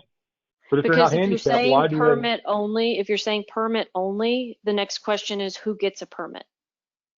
And if the answer to that question is anyone in the public, well, then how do they get the permit? And so that's where the question of people have to have access to City Hall. So it doesn't have to do with Okay. ADA. It has to do with I mean, even me. So even if you use me, I'm a resident. Well, if you make it permit only, if Yeah. I want to drive over there, if I don't have a permit, how do I get the permit? And that's the difference between Reese and Pillow, where we were creating permits that were specific to each resident. So each household has the ability to get a certain number of permits, which also makes it so that when PD drives down the street, if they see those permits, they can actually look at the number and they know whose permit that is and which house it's assigned to. Right, and that's where our confusion came in, is because that was the example that we kept being brought up, is that the city Right. knows how to do permits because we did it on Reese and Pillow, so why don't you take that as a solution? So we did. And the difference here We is thought that was what we were getting. and the difference here is you would be giving permits to the public, so you then have to answer the question of how does the public get the permits? Yeah, well, we didn't understand that till tonight because we weren't told that. So do you know, and it sounds like maybe you don't know, and I mean, gosh, in my own neighborhood today, I called 2 residents and said, hey, just in the villas, this is the issue we're dealing with. What would you think if I encouraged a council member to make the following motion? I got a resounding, yeah, we have an issue. No, I don't like that solution. So in the villas, we have a cluster of parking issues. However, there's not a consensus from the residents on the street of what is a good solution to fix it, which means we can't do anything because there's not enough consensus. Do you know for that area, would either of those options presented, either no parking in that whole zone, which is the police chief's recommendation, so it's based on public safety, and it's to achieve the purpose of a fire truck being able to easily turn around in that area, so which would require no parking 24/7, both sides of the road. Another option that was given tonight would be no parking, this is Councilmember Ritz's suggestion, no parking on the residential side directly across from the Lone Oak property, which would mean if you're coming to visit the Lone Oak property, you must park in front of a resident's house. the Lone Oak. Well, you have to park in front of Lone Oak, so you're not allowed to park in front of the homes. You have to park at Lone okay. Oak. But I don't know that that solves what you guys are feeling. No, I don't think it does. I think the no parking in the whole zone does, but because I have not polled my neighbors on that, I don't want to speak for them. Right. Okay. You know, Is there more I that know you we want to? Yeah. Sorry, I didn't mean to cut you off. I was just going to ask for you to close up with anything else you want to say before I see if there's anybody else who wants to speak. No, I don't have anything else to add. Thank you for your time, though. Thank you. Do we have anybody else from the public? And specifically, if there are any other residents from Lone Oak or who are familiar with the issues that Mr. Hayes just brought up? I don't see any additional hands. Okay, so we have 2 other council members with their hands up, Councilmember Allett, and then I'll circle back to Councilmember Gonzalez. I'm sorry, Madam, did you recognize me? Yes, did you want to speak? Well, I just want to comment on what Mr. Hayes just said, and I think he's learned some additional information tonight. The more I think about it, the suggestion that the police chief made could be the easiest to implement, and it could be the most effective. I would like to delay any motion we take tonight, understanding that I don't want to delay this beyond any reasonable amount of time, but I'd like Mr. Hayes to come back to us and say, hey, I've talked to my fellow residents and we think that is a solution that would work. And, you know, I hate to make a motion tonight on any other item because we do have one in front of us that has potential, seems simple to implement. Mr. Hayes acknowledged that it has potential. He doesn't know what the reaction will be from his fellow residents. I'd like to give him some time to come to talk to his fellow neighbors and come back with his thoughts to us. The one thing I would add to that, Councilmember Ellett, is rather than put it on the role of a single resident, Mr. Hayes, not that he can't do it, not that we don't trust him, but I would much prefer that we do it in a more official capacity, which is staff manages it and staff says there are this, and maybe, and even if it's Mr. Hayes helping, but that we have something that's got a little bit more teeth in it of these are the residents we polled. We have them on the record as saying what they do or don't want. And we did get to that point with Pillow before we approved, and with Reese. With both of those, we actually made sure that in the record, we knew that the residents were able to speak for themselves since it was going to affect the parking on in front of their properties. I concur with that. I'm sure Mr. Hayes, being the reasonable person that he is, would also concur with that and would want that feedback. So I concur with that methodology, yes. Councilmember Reitz? Yes, I would agree with Councilmember Ellett on his suggestion, but I would like to add the residents that would possibly get the domino effect on their comments on that. I think it's important to do that. So then at that point, we're looking at more of the entire street, or at least a significant portion of the street. Well, I'm thinking at least 4 or 5 houses down. After a certain point, that's too far. Yes, but I do think like 31 Lone Oak, the others just directly after that. Yep, and I can remember Ketan Karode at the time as a council member, him even bringing this up, and I think he would be one of the affected residents in this. And I remember him saying, it's like a tube of toothpaste, and if you restrict it here, it's just going to come out someplace else. So I do agree that there would be some number of households where you want to include them in the process. You don't want to just shove the traffic down in front of their houses. Right, thank you. Do we have additional council members? We have one other resident comment. Lisa, you have the floor. Yeah, Lisa, do you want to speak? And then we're going to close up with staff, and then I'm going to go back to the motion maker to see what she would like to do. I was just wondering what a handicap space would look like at the end there. Are you talking about carving out space from the side of the park, or are you talking about putting it on the street? Because I think it's hard for residents to react to something and say we want either permit parking at the end or no parking when we don't even know what the permit parking with a single handicap place would look like. And I also know that it's completely not handicap accessible because it's basically a rocky river on bed at the base of that. So I understand that you have to do it because it's on public property, but I highly doubt anyone is going to go to the hassle of going down to City Hall to get a permit to park there. I'm not ADA, I don't even require ADA assistance, and I am not inclined to go to City Hall I'm not inclined to go all the way to City Hall if it means I have to get a permit to park on a residential street. So yeah, I think similar to when we created our panhandling requirement that you get a permit, you're going to see 0 people requesting that permit. Yeah, I just kind of think that I think we should go with what Karen offered, because all the residents already chimed in and they all said they supported that. And I think that it's enough of a measure, at least for now. You can always explore doing absolutely no parking down there, but are people really going to go down to City Hall and try to get a permit to park there when they know the neighbors don't want anybody to park there? I don't think so.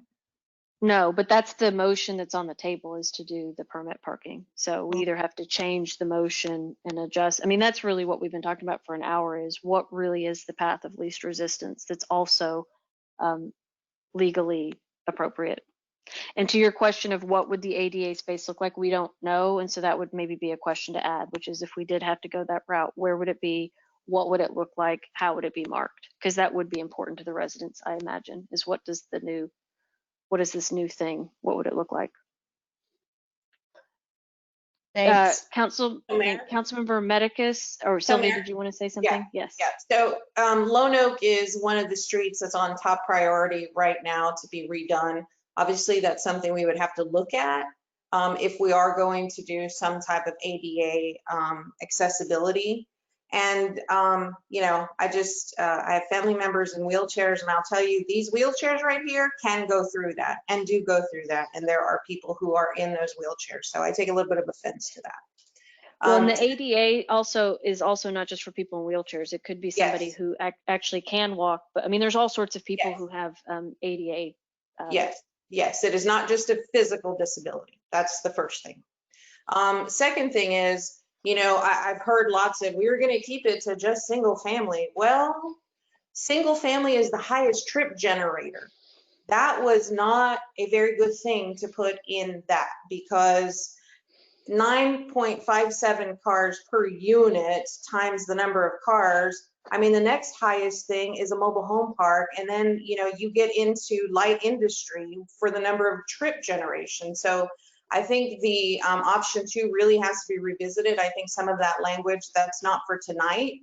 But, you know, if I was challenged on that, I would bring this up and say that's a non-starter, because that actually is an argument to increase parking in that area. Our staff recommendation continued to be parking by permit only. I don't recall us ever having a conversation where we said resident only parking. What we offered was parking for the trail at City Hall, but it wasn't going to have any teeth to it. We really weren't going to be able to enforce it. And that's kind of where the problem started. So I would offer that I think the chief's idea of no parking in that area because of public safety is probably the safest and less litigious way to go.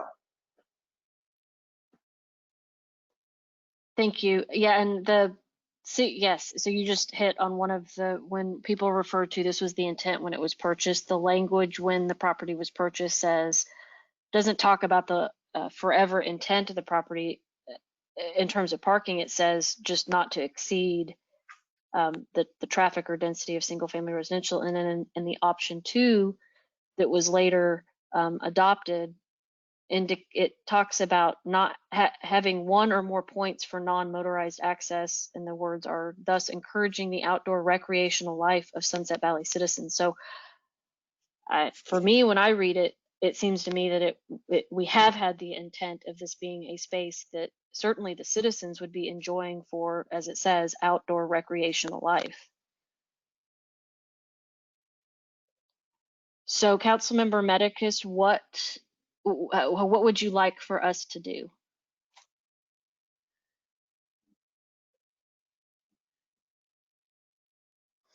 And Sylvia, can you pull up the motion?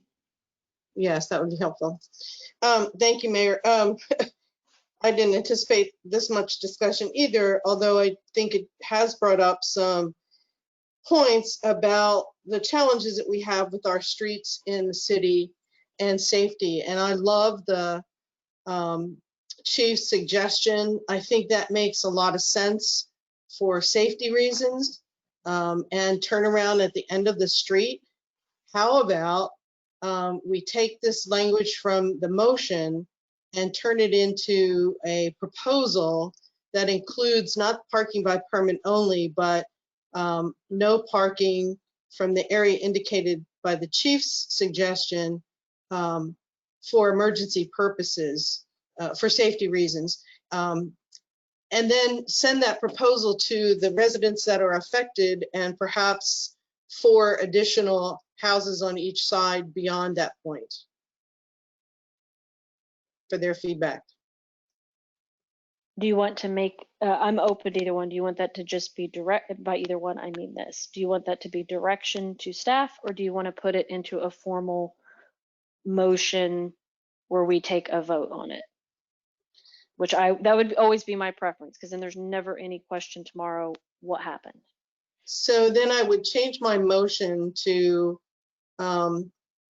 reword this motion that designate the length of, so Chief, I think it was from 31, you said? And Sylvia, can you type as, and maybe don't type over her existing motion, but create as she's working through it, type, yeah, and that way Karen can see both, or sorry, Councilmember Medicus can see both her original and her revised motion. So the motion would be present a proposal to the residents of Lone Oak from, and if Chief could chime in, I think he said 31 Lone Oak to the end.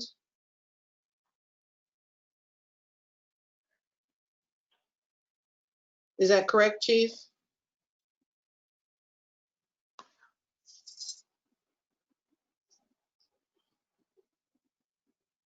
So until he chimes in, we can keep working. Chief, you have a hot mic now. It's 31 on the east side and 36 on the west side. Okay. So from 31 on the east and 36 on the west to the end of Lone Oak be designated as no parking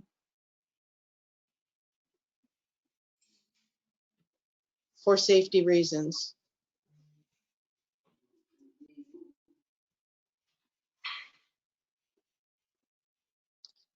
And then the rest of this would be the same.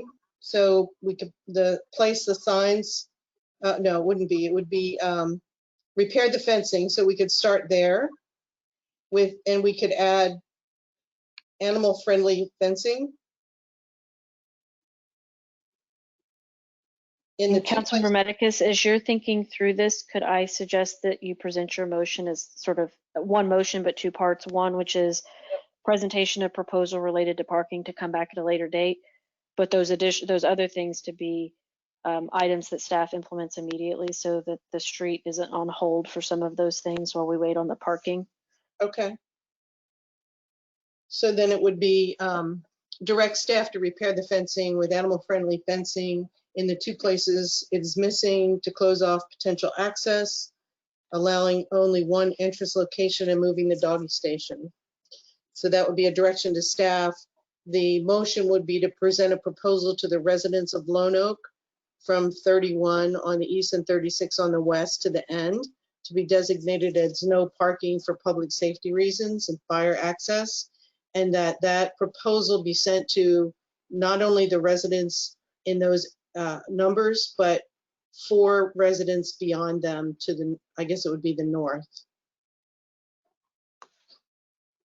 Okay, and then I'm going to give it a second so that you can read it again. And then Council Member, I believe it was there you are, Councilmember Gonzalez. I'm going to unmute you so that you and Councilmember Medicus can work together if you have additional revisions. Yeah, I do have a couple of additional things because I know that part of the issue was having no parking signage. So there are a couple of options for that. I think sometimes people stripe the streets for no parking as opposed to having signs in their yard. And so I just want to see if Chief, in case there's ones I'm missing, that people might find more amenable to that. Like I think just putting a red curb in there as opposed to having signs blocking your yard or whatever other things that Chief might recommend could also be in that exploration. Mm-hmm.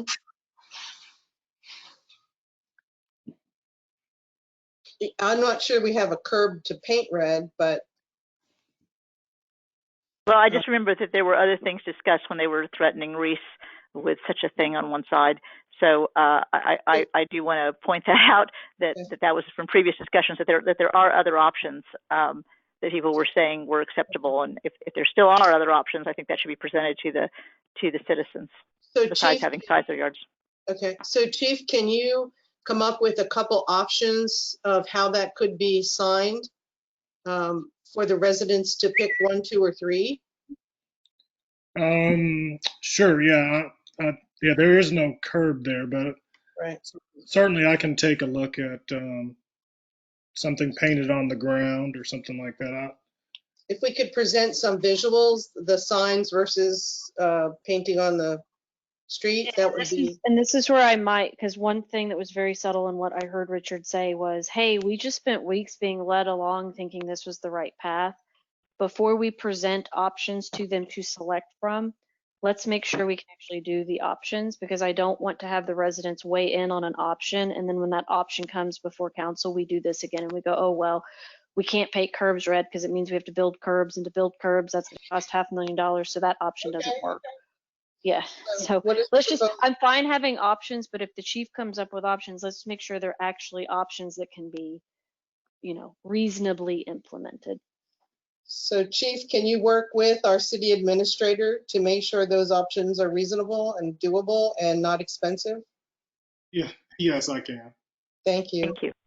Okay, that was my only addition. Other than that, I totally second this motion. Right, so now we have a cleaned up, revised motion, and the second accepts it. Hopefully everybody can see it. And I will now ask if there is any additional input, especially because we've all sat here for so long. If there's additional input, let's get it, including from the public. So, Mayor, just one correction.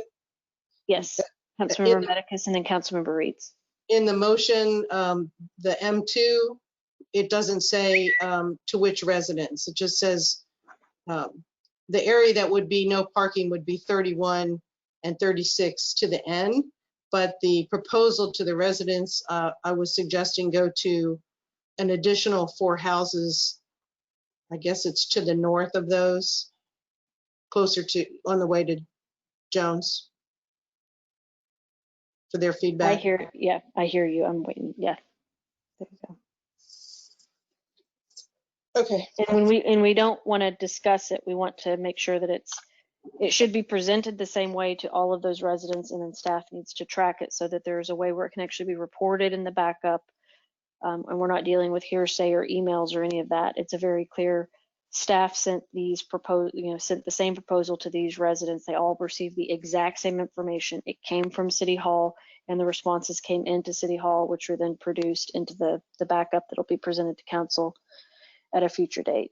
And Councilmember Medicus, are you going to be able to be the sponsor for this, just so that I know that I have a sponsor for it? Sure. Okay.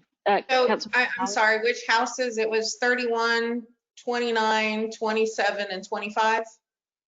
The 4 houses north of the area, each area, north of 31 and north of 36. Okay, so from 30, like, I can't read the numbers on there, but from 28 Lone Oak on, 28 and 25 Lone Oak on.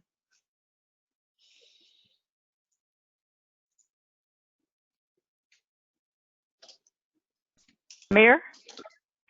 Yes, sorry, Councilmember Gonzalez, I recognize you. You have a hot mic. You can speak. Okay, I just wanted to make sure that we're not precluding them saying that the existing motion is okay, because that Richard is signing on to this, because I don't want to be drafting something that the residents aren't happy with. So I just want to make sure that that we have that option. Because if we're doing a poll. Yeah, Richard, please review what we're about to take action on, and before we vote, please know that this is, and it's not going to come from you or from another council member. We're going to have Sylvia draft up the proposal along with the chief to be sent to these residents in accordance with Councilmember Medicus's motion.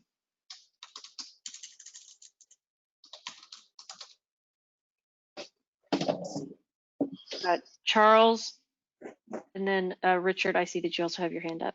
Charles, did you want to add something? Yes, just one addition real quick.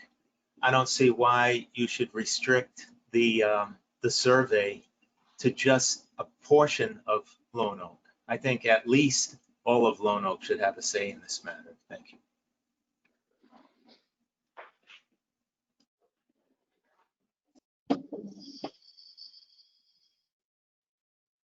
Richard? This is Richard. Y'all hear me all right? We can. I think the chief's idea and what Karen's proposed sounds like the best we can come up with tonight, and so I'm fine with it. We'll see what the residents say. And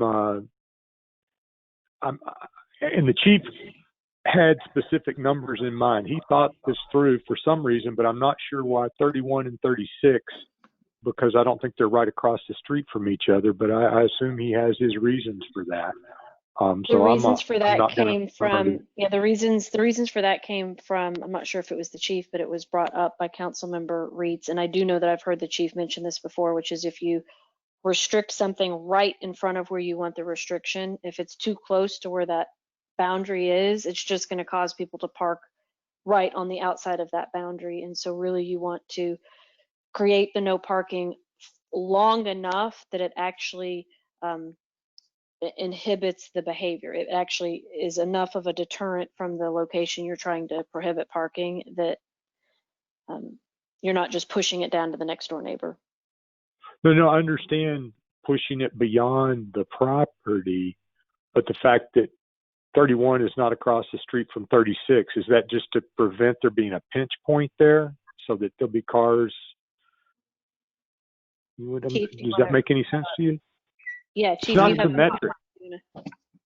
No, it's not symmetric, but 36, the edge of 36 is even with, that was the closest address on the other side to 31. 34, Okay. even further down. I'm fine with it. I just figured you had a reason for doing it because you had those numbers at the ready. So I'm good with this. I think it's our best option, and I really appreciate y'all thinking through this and making the effort because it obviously hasn't been easy. Thank you. Councilmember Ellett? Yes, I'm. Here's my concern, and both Councilmember Reeds and I had concerns about the domino effect. How do we get comfort as to where we think that domino effect ends, or where does the squeeze into the toothpaste end?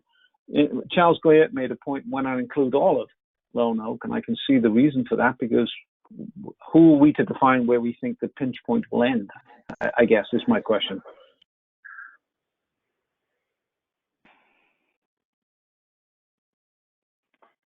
You don't know. We have to try it. We have to try it and then amend it if that's what happens. So for Roxy, Sylvia, motion maker, to the point that Charles Goyette made, is there a reason why we're picking an arbitrary cutoff point for who we allow on this street to weigh in on this issue? No, I think all of Lone Oak should weigh in. I'm fine with all of Lone Oak having a say in it. I do want to make clear that the area for the no parking would be for safety reasons, that it's separated from the access to the trail. Okay. Yes. Do you want stronger language than what's in this motion? It just says fire access. Do you want to add stronger language? Yeah. I'm going to put emergency access. Okay. And Sylvia, would you revise it to be present proposal to all residents of Lone Oak? And then even if they don't respond, what you would be able to give a full reporting of all. And we won't run into that issue, which I would anticipate that if we don't, there's going to be somebody that says, how did you arbitrarily pick which of us to ask? I agree. Having gone through that on Pillow, I think it's good for the whole street to weigh in, and then we have everybody's, and then we track that. Similar to when we have a zoning change, people can send in, they're either for or against, and we track that, read that into the record. And so at this point, because we are supposed to finish up at 10, so I'm going to lower all of the hands if there's somebody who feels like what you have to say is critically, substantively enhancing to the 4 hours it feels like we've spent on this. Would you raise your hand, please? And then specifically for the motion maker in the second, please review the motion and make sure that it's clear, especially because it will involve sending a notice out to residents. And again, for the record, Councilmember Medicus, I'm going to stay out of this. I'm going to consider you the sponsor, so I'm going to consider you the one that works with Sylvia. If she has questions of does this look right or not, I'm going to ask that she look to you because you'll be the one sponsoring how it comes back. So just a correction, I think clarification on the motion. present a proposal to all the residents of Lone Oak that the area from 31 on the east and 36 to the west end of the street. So it's clear that we're talking about that area. Right. For public safety reasons and emergency access. And then it would be to present the proposal to all the residents of Lone Oak for response.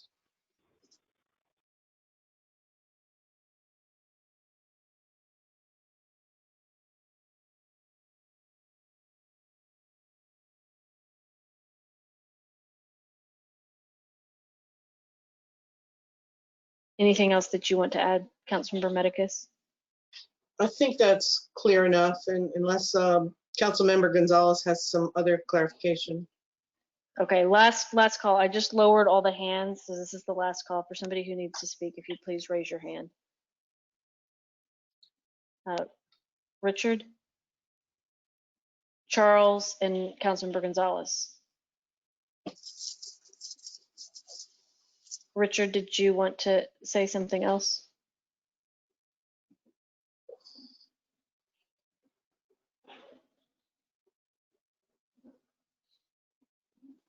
And Charles, did you want to say? Okay, great. Charles, did you want to say anything else? Hallelujah. Okay, thank you, thank you. I feel like Councilmember Gonzalez, was there anything else you wanted to add? I don't see.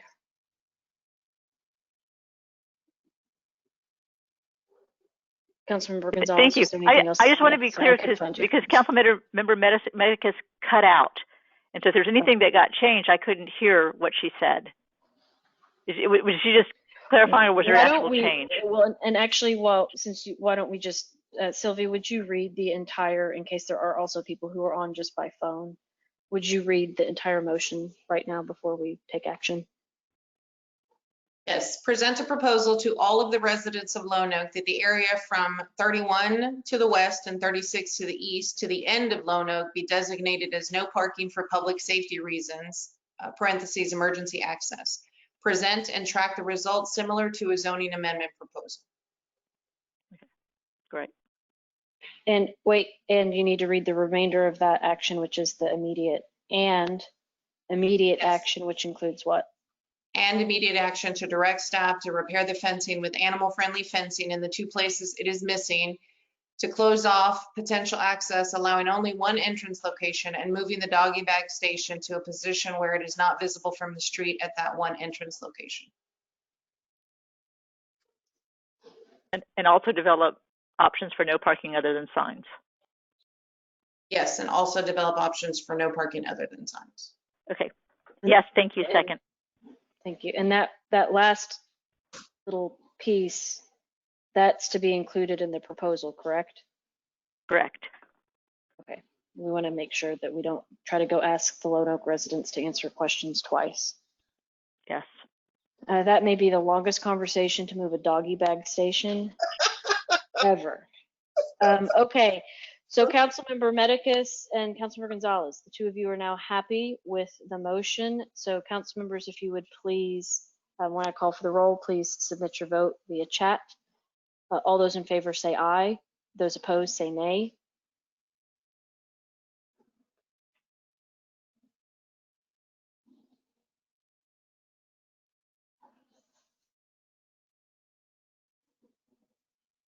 And Sylvia, if you would read the vote back, please. Okay. Councilmember Gonzalez, aye. Councilmember Reeds, yes. Councilmember Rosengarten, aye. Councilmember Ellett, aye. Councilmember Medicus, yes. Thank you. So the motion passes unanimously. And so as you can see, it's 10 o'clock. And actually, thank goodness, we have an ordinance that forces us not to continue until midnight. Joy, would you, thank you for sticking around this entire time. Would you please either just contact me directly, or if you don't have my phone number, if you would get it from Sylvia, and so that we can speak. And then I would love it if you would attend our next meeting, where I'm certain we will spend The bulk and also the top item of the evening will be the budget. Councilmember Medicus, we don't even need to circle around. It's very clear that we didn't get to any of the budget tonight. So why don't we, my question for you, since you were the one that initially brought it up, would it be better for you, would your recommendation be that we do a separate meeting in between now and our next regular called meeting to do a work session just for the budget? Or would you prefer that I pull things off of that agenda? It's a very, very heavy agenda right now. The other approach I could take would be just to do a very light agenda where we make the budget, we basically build a work session into the next regular council meeting.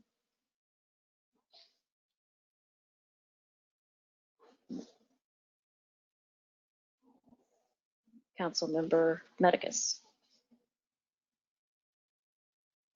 Yeah, I think that it deserves our full attention, and either we have a work session or the next council meeting be cleared so that we can actually have that discussion and hear from the public and get all of the answers, all the issues addressed. So I'd hate to see it not be a work session. Maybe the next council meeting is a work session with only maybe 2 items other than the budget. Other than that, it needs to be a work session. Okay, then that's going to be my first approach, which I'll work on that with Sylvia tomorrow to see if we can do just have our next council meeting be only the public hearing followed by a work session, so that really the only thing we're working on is budget. And if that's not possible, then council members be prepared that Sylvia is going to reach out and potentially ask that we schedule an additional Tuesday meeting, which would be a meeting only for the purpose of a budget work session. And with that, do we have a motion to adjourn?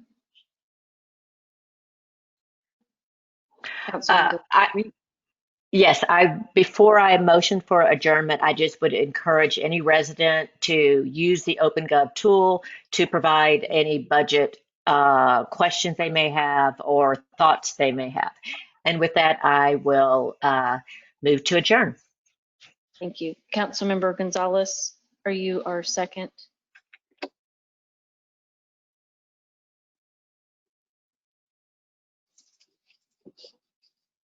Yes. Councilmember Gonzalez, yes. Yes, I'll be the second. Thank you. All those in favor of adjourning, please say aye. Sylvia, if you'd please confirm when you have that, and we will call the meeting.